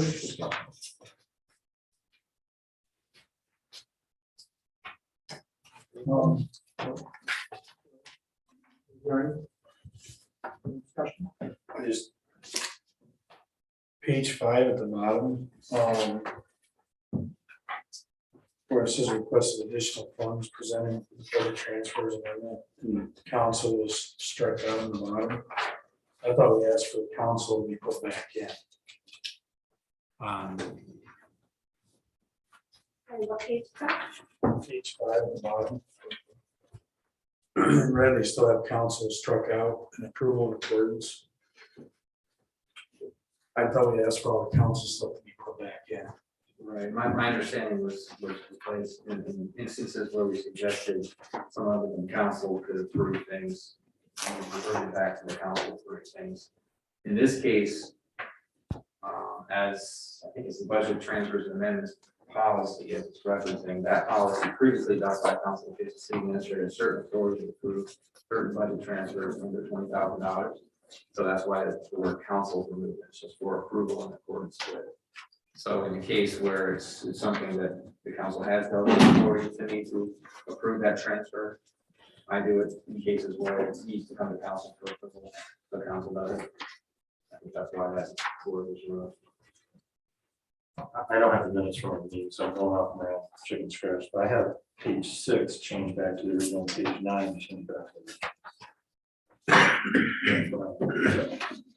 your notes, everything different. No, that's correct. I'm trying to go off what I remember because my notes are my trouble. That's fine. Any further discussion on this? Please call the roll. Councilmember Murphy. Aye. Councilmember Davis. Yes. Councilmember Lucifer. Yeah. Councilmember LaFarge. Aye. Councilmember Carson. Yes. Councilmember Harrington. Yes. Councilmember Rath. Yes. Councilmember Graham. Motion passes. Thank you. Let's go to 17, motion of the council for the installation of the winter decoration. Do I have a motion to approve? Councilman Brenner, second by Councilmember Carson. Discussion. Yeah, I just was hoping, we'll get more information about this. I know that it's discussed at the finance meeting, but just exactly like what's gonna be installed and what other, like, because I know you mentioned that some other like options were explored, just a little bit more info for everyone.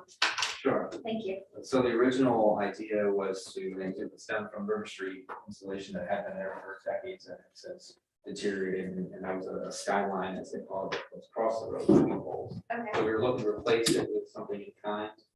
And also then, based on the committee discussions, we were looking at doing that in other city gateways. The cost to install a skyline style decoration similar to snowflake design, matching the winter decorations that are downtown. At that size, spanning the road was just too expensive based on the committee's discussion. So we looked at another option, Judy had suggested, which was to install 4 snowflakes, individual snowflakes attached to poles, similar to downtown. So 4 poles in a row that have streetlights on them will have a little snowflake decoration attached to the side. Okay. That's a less expensive option, which has a motion that will total around $8,500 to 3 gateways. That would be River Street. Basically, as you turn off the bridge out onto River, the first 4 streetlight poles along that stretch would have these. Same idea on the east end of Main Street by Maytag, and then the west end of Chestnut Street by West End Ave, where the city town line is. We also looked at Main Street by exit 14, by the Fresco, that area. Oh, yeah. Due to the style of poles that are there now, we couldn't do it easily. That's something we wanted to keep in mind for future streetscape project there. Obviously, it's another gateway to the city we'd like to address, but we just couldn't through this program at a reasonable, we thought was a reasonable cost we would consider. Okay. And that's, I think the motion states this would be financed through the Night Valley Street Lighting Program. It's something we can add into that program. It wasn't originally included in that, but we have some budget available. We could, of course, it doesn't make it free to the city. It just means that we're going to be paying that off along with the improvements that we're already doing. Okay, and if this is passed, it's like a timeline for having those up and. Yeah, delivery time is lead time is into August. So Okay. this is a 2022. Okay, yeah. You certainly could wait to make a decision. However, if we do decide now, tonight, as today, that would allow us to have our contractors come back, so we finish up the work on streetlights, we can install the connections, wouldn't have the snowflakes, but they'd be ready to go. Yeah, that makes sense. Okay, thank you. I would like to know though their winter decorations, That's right, yes, Okay. just to be really good. yeah. That's right. Any further discussion on this issue? Please call the roll. Councilmember Murphy. Aye. Councilmember Davies. Yes. Councilmember Lucifer. Yes. Councilmember LaFarge. Aye. Councilmember Carson. Yes. Councilmember Harrington. Yes. Councilmember Rath. Yes. Councilmember Graham. Aye. Motion passes. Go to motion 18. This is regarding the consolidation of 2 of our bus routes. Motion approved. Councilmember Davies, second by Councilmember Grafton. Discussion? I guess my question was just about obviously it'll have an impact to service, presumably not a negative one. I guess I'm wondering about the frequency of routes and the number of stops, like what the general impact to that is. For these. So, on the west end, it's gonna take, basically, you're gonna cut it from 22 to 11 stops a day, or runs a day, excuse me. You're gonna be going on every hour instead of the half hour. Okay, So, and as far as the east end, it's not going to change at all. It's just going to be serviced by the Cooperstown route. Instead of going, we go that way anyways, we currently stop outgoing, okay, we'll be stopping incoming. Oh. So, because we have a bus every hour, so we'll be coming by there anyways, so we're rerouting them into there. gotcha. So that's the only change really there. Okay, that makes sense. And like, so the River Street West End, it's because it's going sort of twice as long. Well, we're not, we, on Saturdays, it will be doing a loop. Okay, It will be doing River out to DOT and then back on West. So we'll have outbound service on River, inbound service on West, okay, each hour, top of the hour. And then that bus will do the normal east end because we only have one Cooperstown bus on Saturdays. Oh. So it would be 2 hours if we did it the other way of not having any service to east end. oh, okay, So that's why we did it that way. cool, thank you. Any further discussion? Please call the vote. Councilmember Murphy. Councilmember Davies. Yes. Councilmember Risberg. Yes. Councilmember LaFarge. Aye. Councilmember Carson. Yes. Councilmember Harrington. Yes. Councilmember Rath. Yes. Councilmember Dodd. Thank you, motion passed. Motion 20 is regards installing 2 streetlights on Roundhouse Road. Do I have a motion? Motion approved, Councilman Harrington, second by Councilman Carson. Discussion. So I asked for this one to be pulled, just as a follow-up to the discussion of finance committee meeting. Our finance director in that meeting asked a question that had been on my mind, which is if the road is owned by the IDA, has the IDA been approached to facilitate these lights? It's obviously something that I support. You know, I use businesses down there. I just want to make sure that we're sort of following all possible leads to make sure that this is done appropriately. I have a couple questions too, like it doesn't mention the potential costs of this to the city in the motion. And I'm wondering if that's something that is known at this point, as well as the timeline for getting the light up there. And then one thing that occurs to me during the meeting is that if the IDA owns the road and it's technically a private road, what happens if we install these lights and then in the very unlikely event that it goes the road? What that? I'll just with one at a time. Okay, thank you. To the best of my knowledge, the city has an agreement, those poles are within the city limit, the city has an agreement with the power authority regarding poles within the city limit, and I don't think another entity can install lights on those poles and then have them billed separately on those 2 poles from the rest of the city. I could be wrong on that. Okay, that makes But sense. I don't think that that's a feasible, practical way to get it done. On the issue of cost, I'll let Greg address that if you have any idea what the cost. Unfortunately, I don't have a cost on that. We'll have to determine, I think we'll charge a pole attachment fee per light that's attached. I can't remember what that is on a monthly basis. It's not a huge amount. Obviously, we will be paying that on all of the lights that we purchase from that side of the city. And we're still going to be saving money based on the previous cost. That's not a huge cost. There will be a cost. We're entering into a annual maintenance agreement with NIPA, Power Authority, who's the entity that did the upgrades across the city to provide services. One of the unit prices they will provide to us will be to install a new arm and light. So based on that, probably somewhere hundreds of dollars, maybe $1,000, probably not that much. Picture per light, but I can get back to you with the actual cost. Okay. So, Would this be financed through the NIPA financing? I think we could probably still get this included in that project since we still have some punch list items. That would be the goal, but first we would have to get nice thing approval. And if it can't be funded through NIPA, We would have to make like a transfer, or transfer from some existing fund. Probably, it would come out of our existing street lighting fund for 2022 and that piece, which had a certain amount of money included in there for maintenance, now would be all the lights. okay, What would be a bunch of that, just use it in some of our budgeted funds for street lighting. okay, And your third question, timeline, well, and also is that, what was it close the road? yes, that was my final question. This is a very, the reason I wrote a long resolution here, because this is such an unusual situation. This is not a road owned by the city, but it's not really a private road in that it's owned by a public entity. There is a very unusual situation that there are businesses and organizations that have no other public access. Nobody can get to them without using this road. So therefore, the county IDA would never close this road.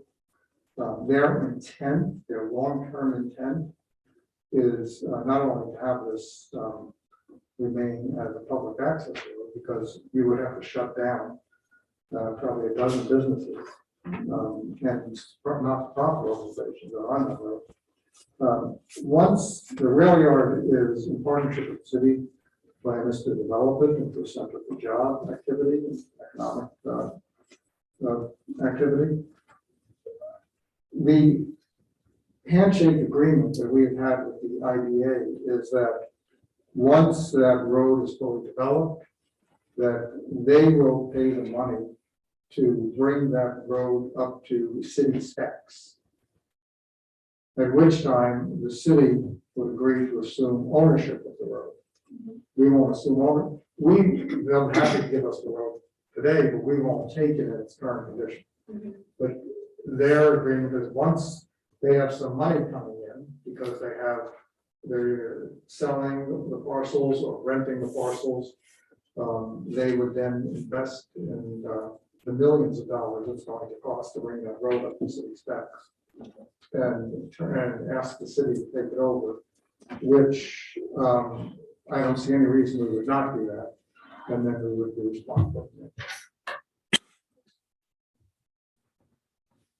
It's a very, very unusual situation that you have businesses and not-for-profits providing services that are literally landlocked because there is no other access to the road.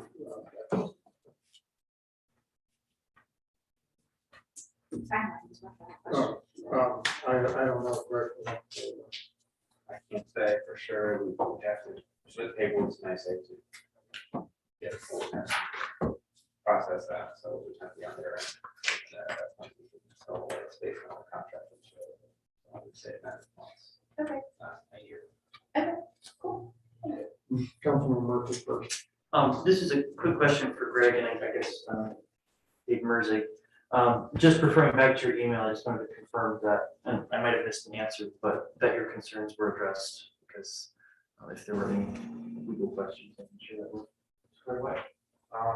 I didn't get a direct answer on whether there were any other legal considerations I didn't understand. My understanding of the NICEAG pole attachment agreement, I have concerns about that, the city attaching to the NICEAG pole. I just wasn't sure about the whole unusual situation that the mayor explained would be technically not a city street.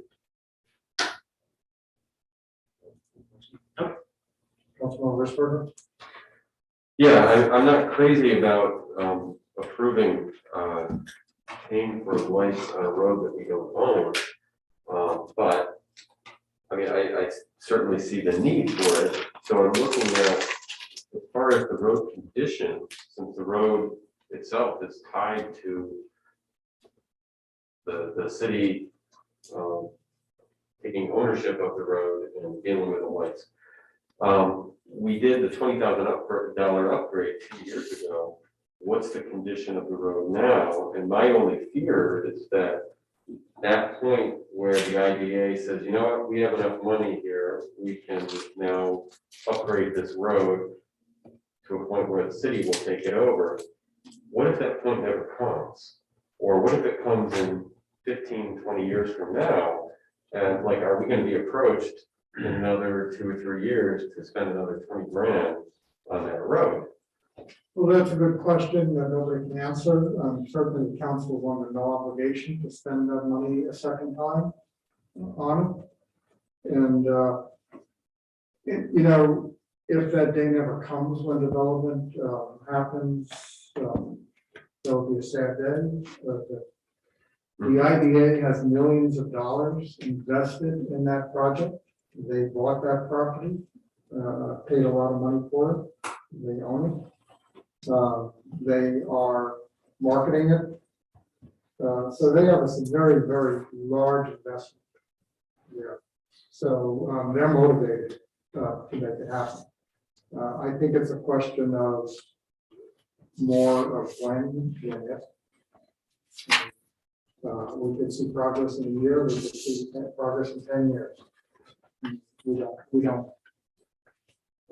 They are working with Southern Tier 8. It is in an opportunity zone. We really are in an opportunity zone. That is something that we work very hard with the governor to get approved. Opportunity zone, there are only a limited number of them in the state. There are opportunities. People can invest, anybody can invest in an opportunity zone. If they invest money that they have earned from previous capital gains that they have not yet paid taxes on, those investments can be tax exempt. So there's investors are very, very motivated all across the country to invest in opportunity zones. So it helps attract investment, and that is an opportunity zone. The I lost where I'm going from there, but it's you know, they're working hard on it. So I was saying they're working with Southern Tier 8. They have a contract in partnership with Southern Tier 8 on a consultant that specializes in attracting opportunity zone investments to try to market that property. One of the other concerns with that property is those who are here, certainly Dave was here and John was here when last year the city conducted the generic environmental impact study on behalf of the IDA for that property. There's very little gas that goes with that property, and there's limited electric. We had many people in the community come and speak out during the environmental study that they don't want more gas for it.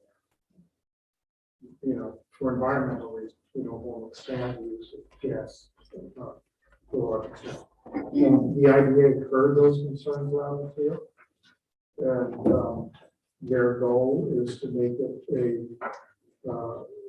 a business park, an industrial park, or whatever you want to call it, that does not bring in excessive additional fossil fuel energy. Looking for something that would be more sustainable. Yes.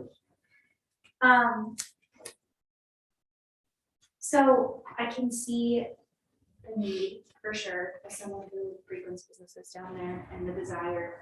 I guess just all this discussion again has me thinking, same with Dave, I feel like, you know, putting public lights on what is a road that's not owned by the city, it's not a private road. I'm just wondering if there is a way, like, I guess I understand that the IDA can't put lights on the NICEAG poles, but could they potentially put up lights that would improve safety. They potentially could, certainly.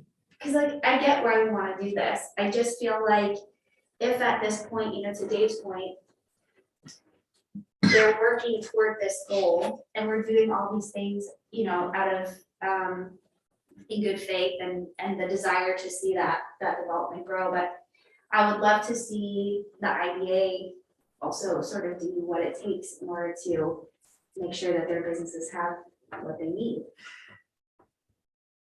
And so if there is a path for them to do this, that doesn't require the city to do it, I would like to see that The pursued. conflict, when you say that their businesses have what they need, the businesses that have developed there are properties that are not owned by the IDA.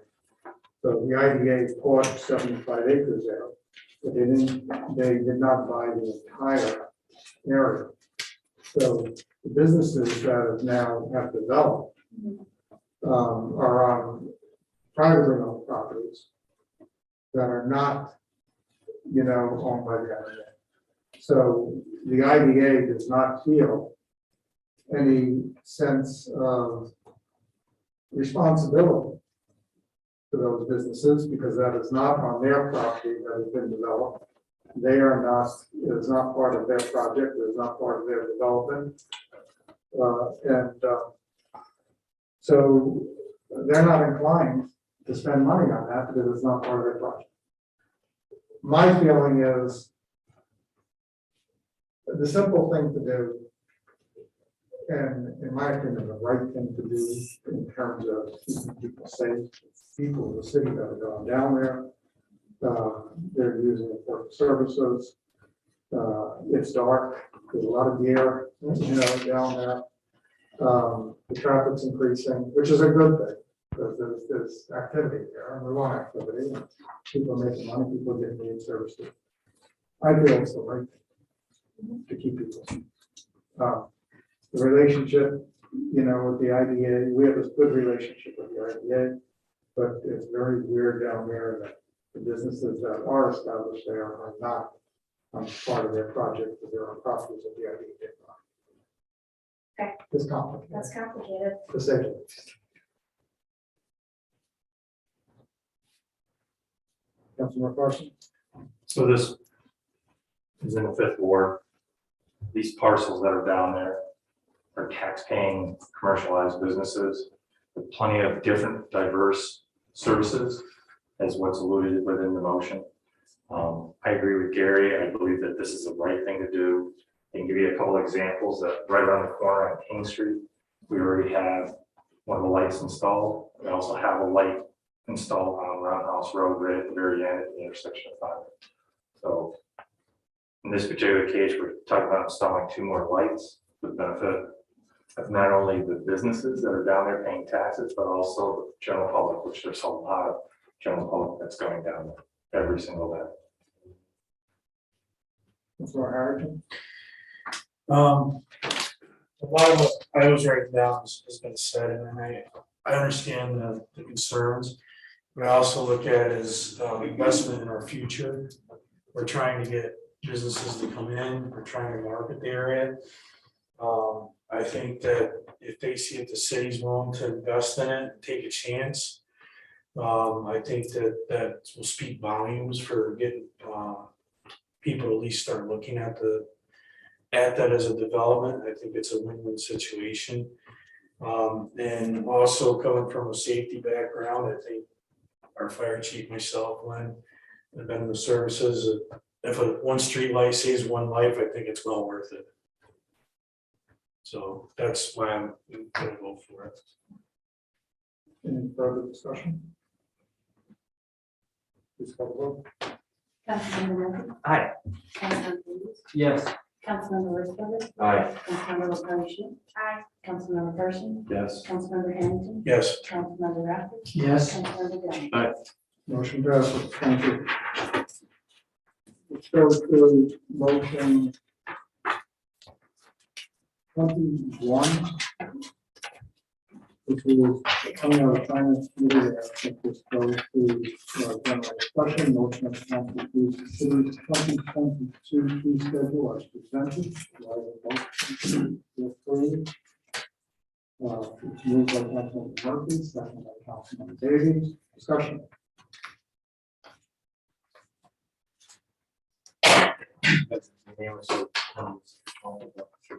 The reason this was on the discussion is that it was just simply because we hadn't provided the full fee schedule at the discount separate. There is one minor adjustment that Jimmy and I would like to make. Just explain that. I'm not sure if you, It's for baseball field 6. We would just like to add above the daily rate to say to be sold or charged in 4-hour blocks. Instead of a daily use, it will be a 4-hour block use. So if you were to rent field 6, it would be $150 for 4 hours. So we just need to put a header above field 6 for city and outside users. What did we have before? We had it as a daily rate, and we just needed to modify the header because it's been a tradition that we rent out field 6 in 4-hour blocks, and we just missed putting the header in the schedule. it's essentially the same as in practice now. We just want to make sure that the updated schedule reflects that. It's just a omission. Any further discussion? I have a question about the armory. I know that there have been some discussion about use of that space and how to best, and I'm just wondering if all of the information gathering that was anticipated went on before this fee schedule was, I guess not approved, but put forward. Where did you? Yeah, sure. So, just the armory, I know that there was some, and I know like Lou, we've been talking about with regard to, space rental and use of space, just, reapproaching like the fee structure for that to make it more, efficient use of space and also, more easily rented out. Yeah, sorry. Okay. Yeah, Jenny and Lou and I spent some considerable time together going through the parks and recreation fees, including the armory. We settled on, I believe it's $15 an hour included in there. It used to be an initial $50 fee plus $25 an hour on top of that. And that wasn't being implemented at all because we had separate contracts with each user, the basketball user, the soccer, the volleyball. So it really didn't make any sense to keep that fee in there. We wanted to try to adjust the fee schedule to mirror what we're actually doing with these contracts so that we can get away from having individual contracts with users and just follow the fee schedule. So we think we have something now, and the soccer club who's going in there this winter has agreed to that price. It's pretty much in line with what they have been paying. We're hoping that the other users are willing and able to pay that as well. If a situation arises where a user just absolutely can't continue their use, we're certainly not looking to push people out of the armory. We could talk about a contract at that point would be specific to them. This is what we've done in the past, but hopefully this gets us closer to being able to just quickly easily apply administrative fee. Even to any user who wants to use it. The other areas we did not update at this point. I think that's something we're going to look at if we go through this armory planning and building study that we're just getting into in 2022, and probably next year we'll have a recommendation for updating those. Okay, great, thank you. Any further discussion? Councilmember Jordan? Yeah, just a question as to why the street closure form in Parks Rec and public space usage was quadrupled from $25 to $100. What's the rationale? I'm not sure when the last time that was increased, maybe here, it's been a long time. $25 doesn't really cover much of the cost. Certainly $100 doesn't close the cost of closing Main Street for a parade or anything like that. That's closer to $1,000. Actually factor in the real cost of the city over time and for that sort of thing. We just thought that the purpose of the fee schedule is to recruit some administrative costs and ensure that we're providing a street closure, for example, is not providing a service to every taxpayer in the city. It is for a special event that some might attend, and obviously we don't want to discourage those things. We want to encourage them because events are always good for the city.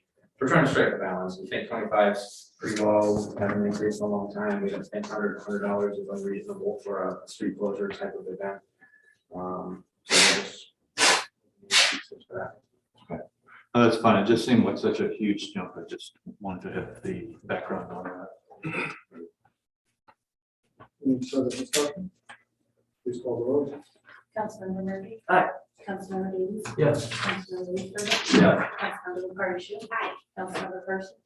Yes. Councilmember Harrington. Yes. Councilmember Rathor. Yes. Councilmember Dodd. Motion passed. And now one more motion. That's just supplemental agenda.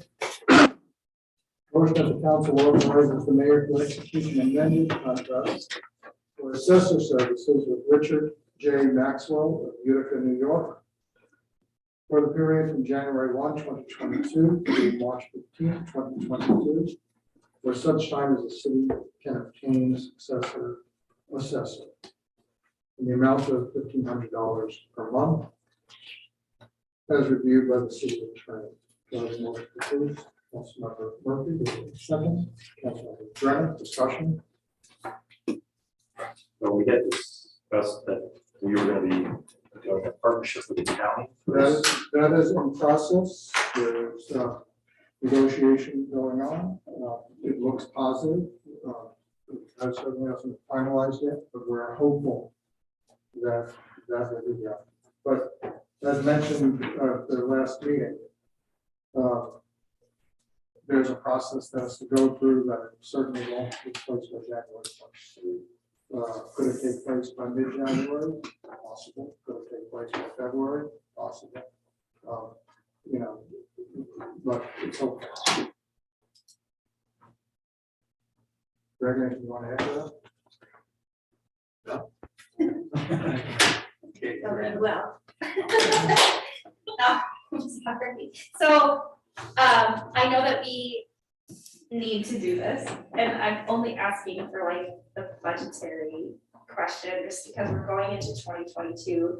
$1,500 doesn't seem like an awful lot of money, but I just want to make sure that because we are changing what sort of our initial plan was, that we'll still be able to negotiate a contract with the county for not to exceed.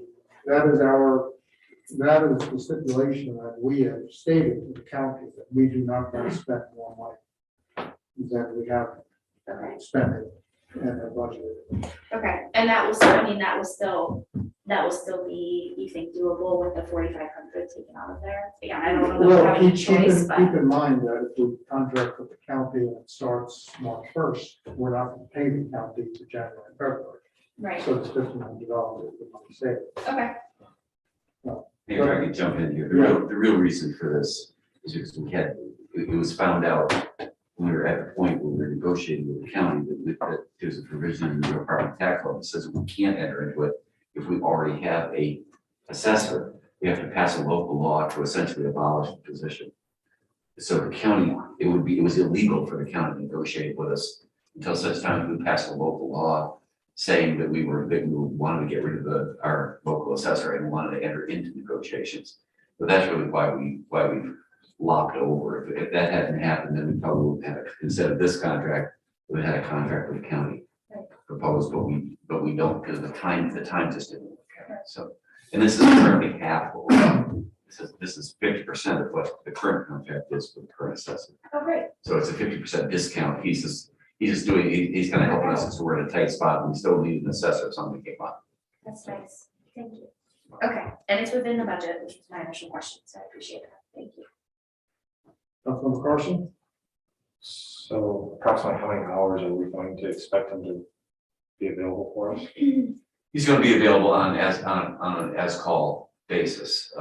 His concern, he's going to essentially be doing everything out of his Utica office, except as he necessitates him to come down or something, but his desire would be to do as much by phone as possible. We're not requiring him to have office hours. We are going to be sending him any documentation that comes in, any applications. He was specifically concerned about county exemptions. There are some new county exemptions coming on that he's gonna be having to be involved in. And he said that, and he specifically said, I can't come around to do all the evaluations for the redevelop, but for each individual new construction and things like that, which has to be presented to the county by April 15th. So we're trying to thread the needle between having somebody in place to answer questions that are gonna kick in on January 1, but still make sure, which is why we had the April 15th drop dead date in there, so that we can make sure that the county is on board, so that they can do the documentation for themselves to submit to themselves, to the county, the assessment, the tentative assessment roll by April 15th. Again, it's a stopgap measure at best.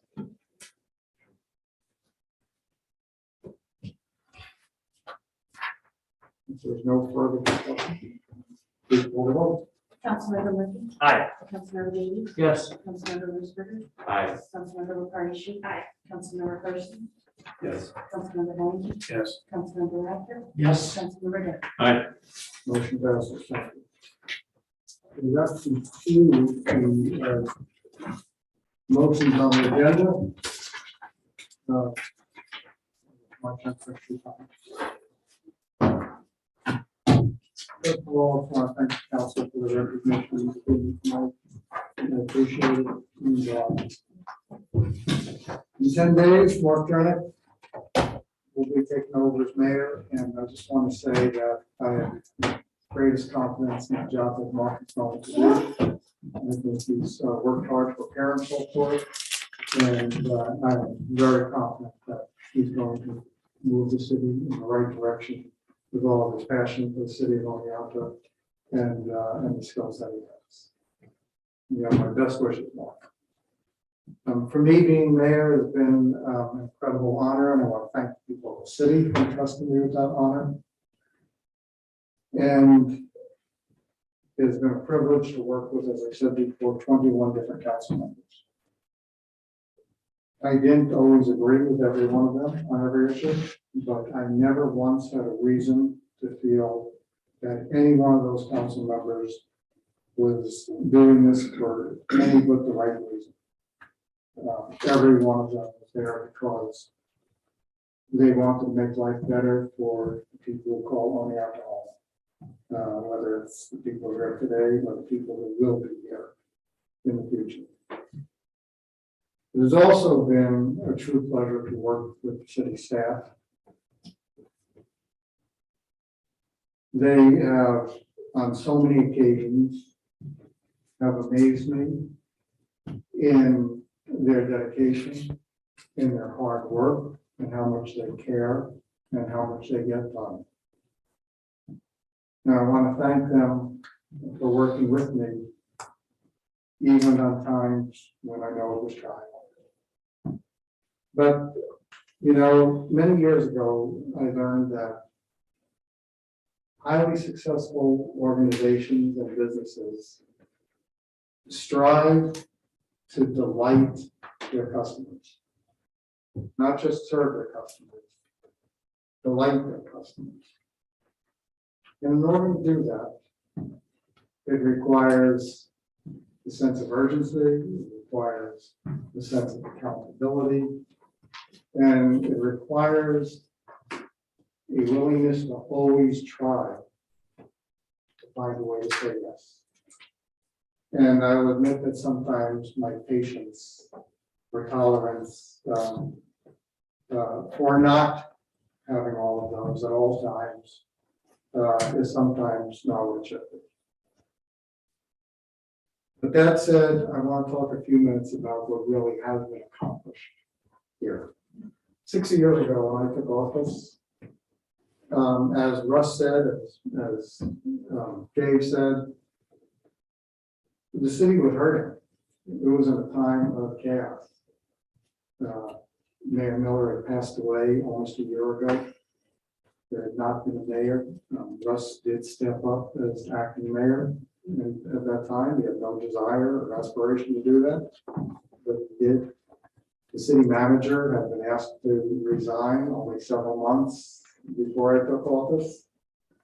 6 of the 8 council members at the time, in September of 2015, when I took office, were not running for re-election.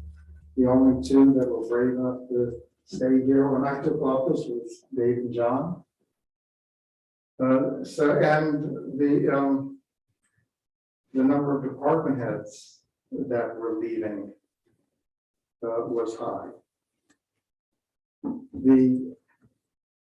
On top of all that, just as I took office, as Dave will certainly recall, we had a handful of rogue town fire commissioners that were trying to force us into playing chicken with people in the town's lives and properties.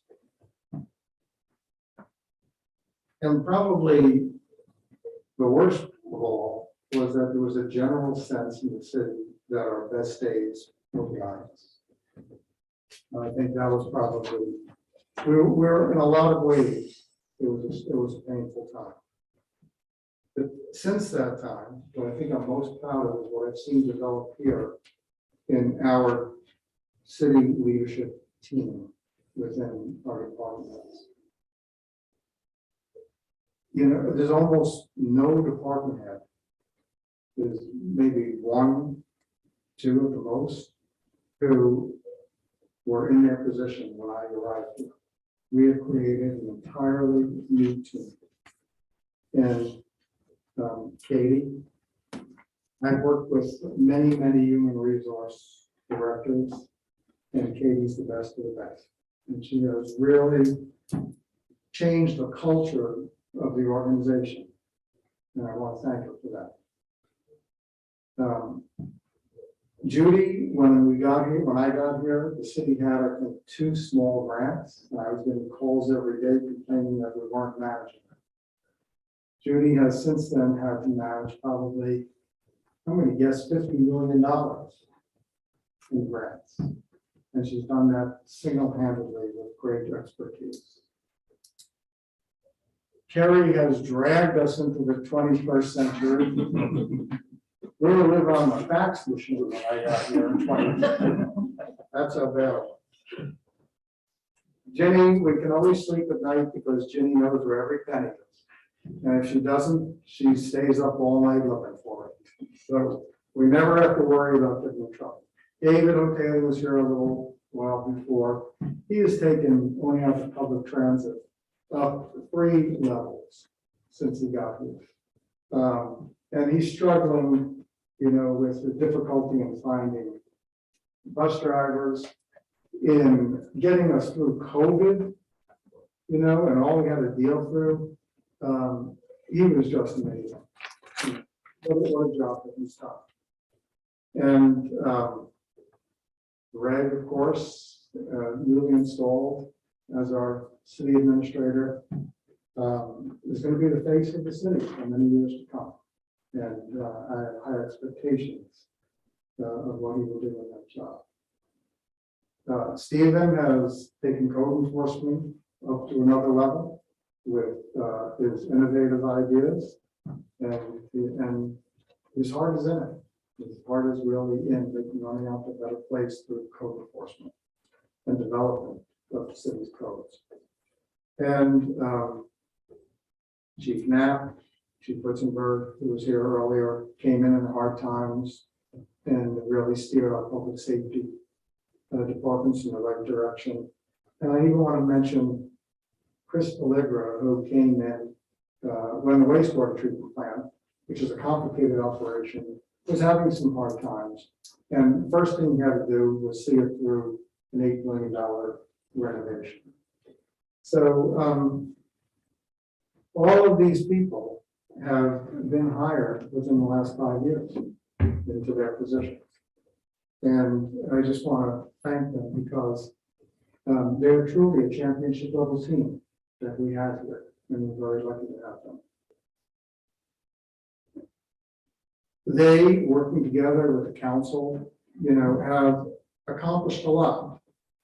We've supported our local businesses with more than $3 million in grants. We assisted homeowners with nearly $2 million in grants. We assisted landlords with nearly $1 million of grants. We completed the Housing Visions project, which is 40 units of affordable housing for seniors, 20 for families. We partnered with Springbrook to create a plan for them to accomplish a goal that Oneonta has had for a long, long time, to put market rate housing on some of our upper floors on Main Street. The lofts on Beach Street will open in 2022.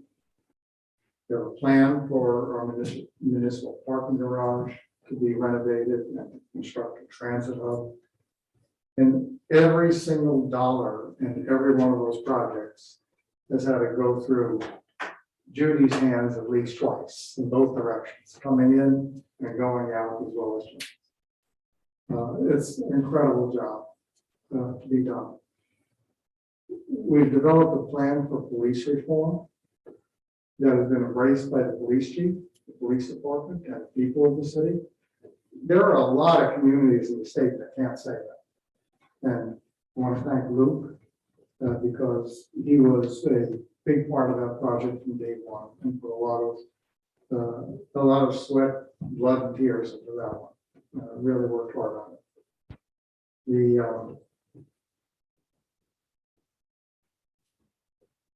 I think we have probably one of the best relationships with our colleges that we've seen happen in a long time, despite or maybe because of what we went through with the outbreak soon going out that being the largest SUNY campus in the state. And all of this was done while we dealt with an unexpected and unprecedented public health crisis. And I want to thank the council for, after 2 months in the job, having to suddenly adjust and came together in a very unusual situation, not even being oriented, and were completely supportive.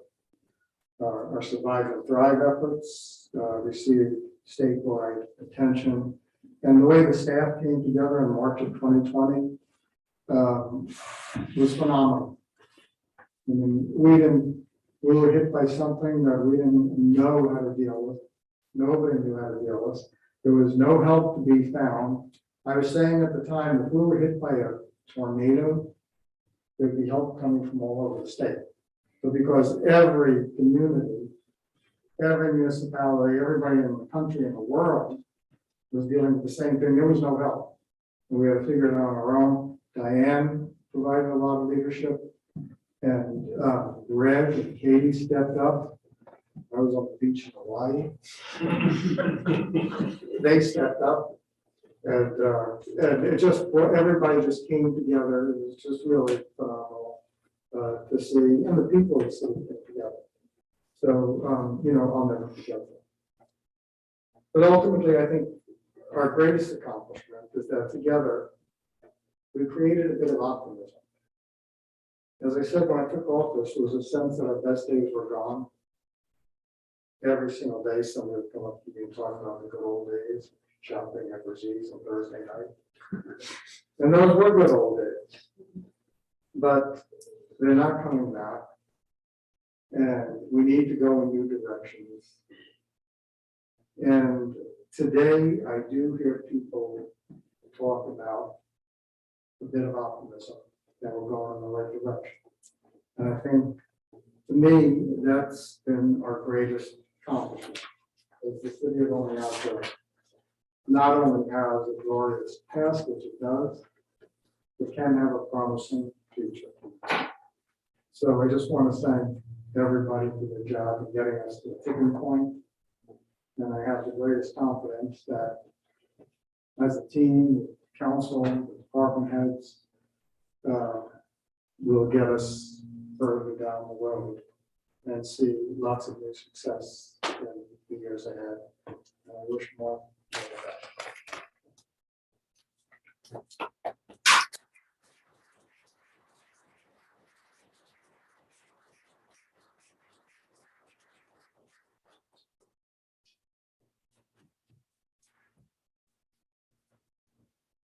Additional business.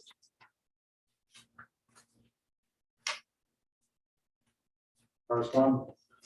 We have one piece of correspondence that was received this evening To whom this concerns, the City of Oneonta Common Council, I highly thank you all for my appointment to the Board of Public Service. This is indeed a huge accomplishment for me as well as indeed my life. I also would like to thank Mayor Herzig for his recommendation to the Common Council to appoint me to the board. Thank you for allowing me to serve on this commission. Have a happy and Merry Christmas, Commissioner Andrew Hamel. Executive session, leave. With that, we are adjourned.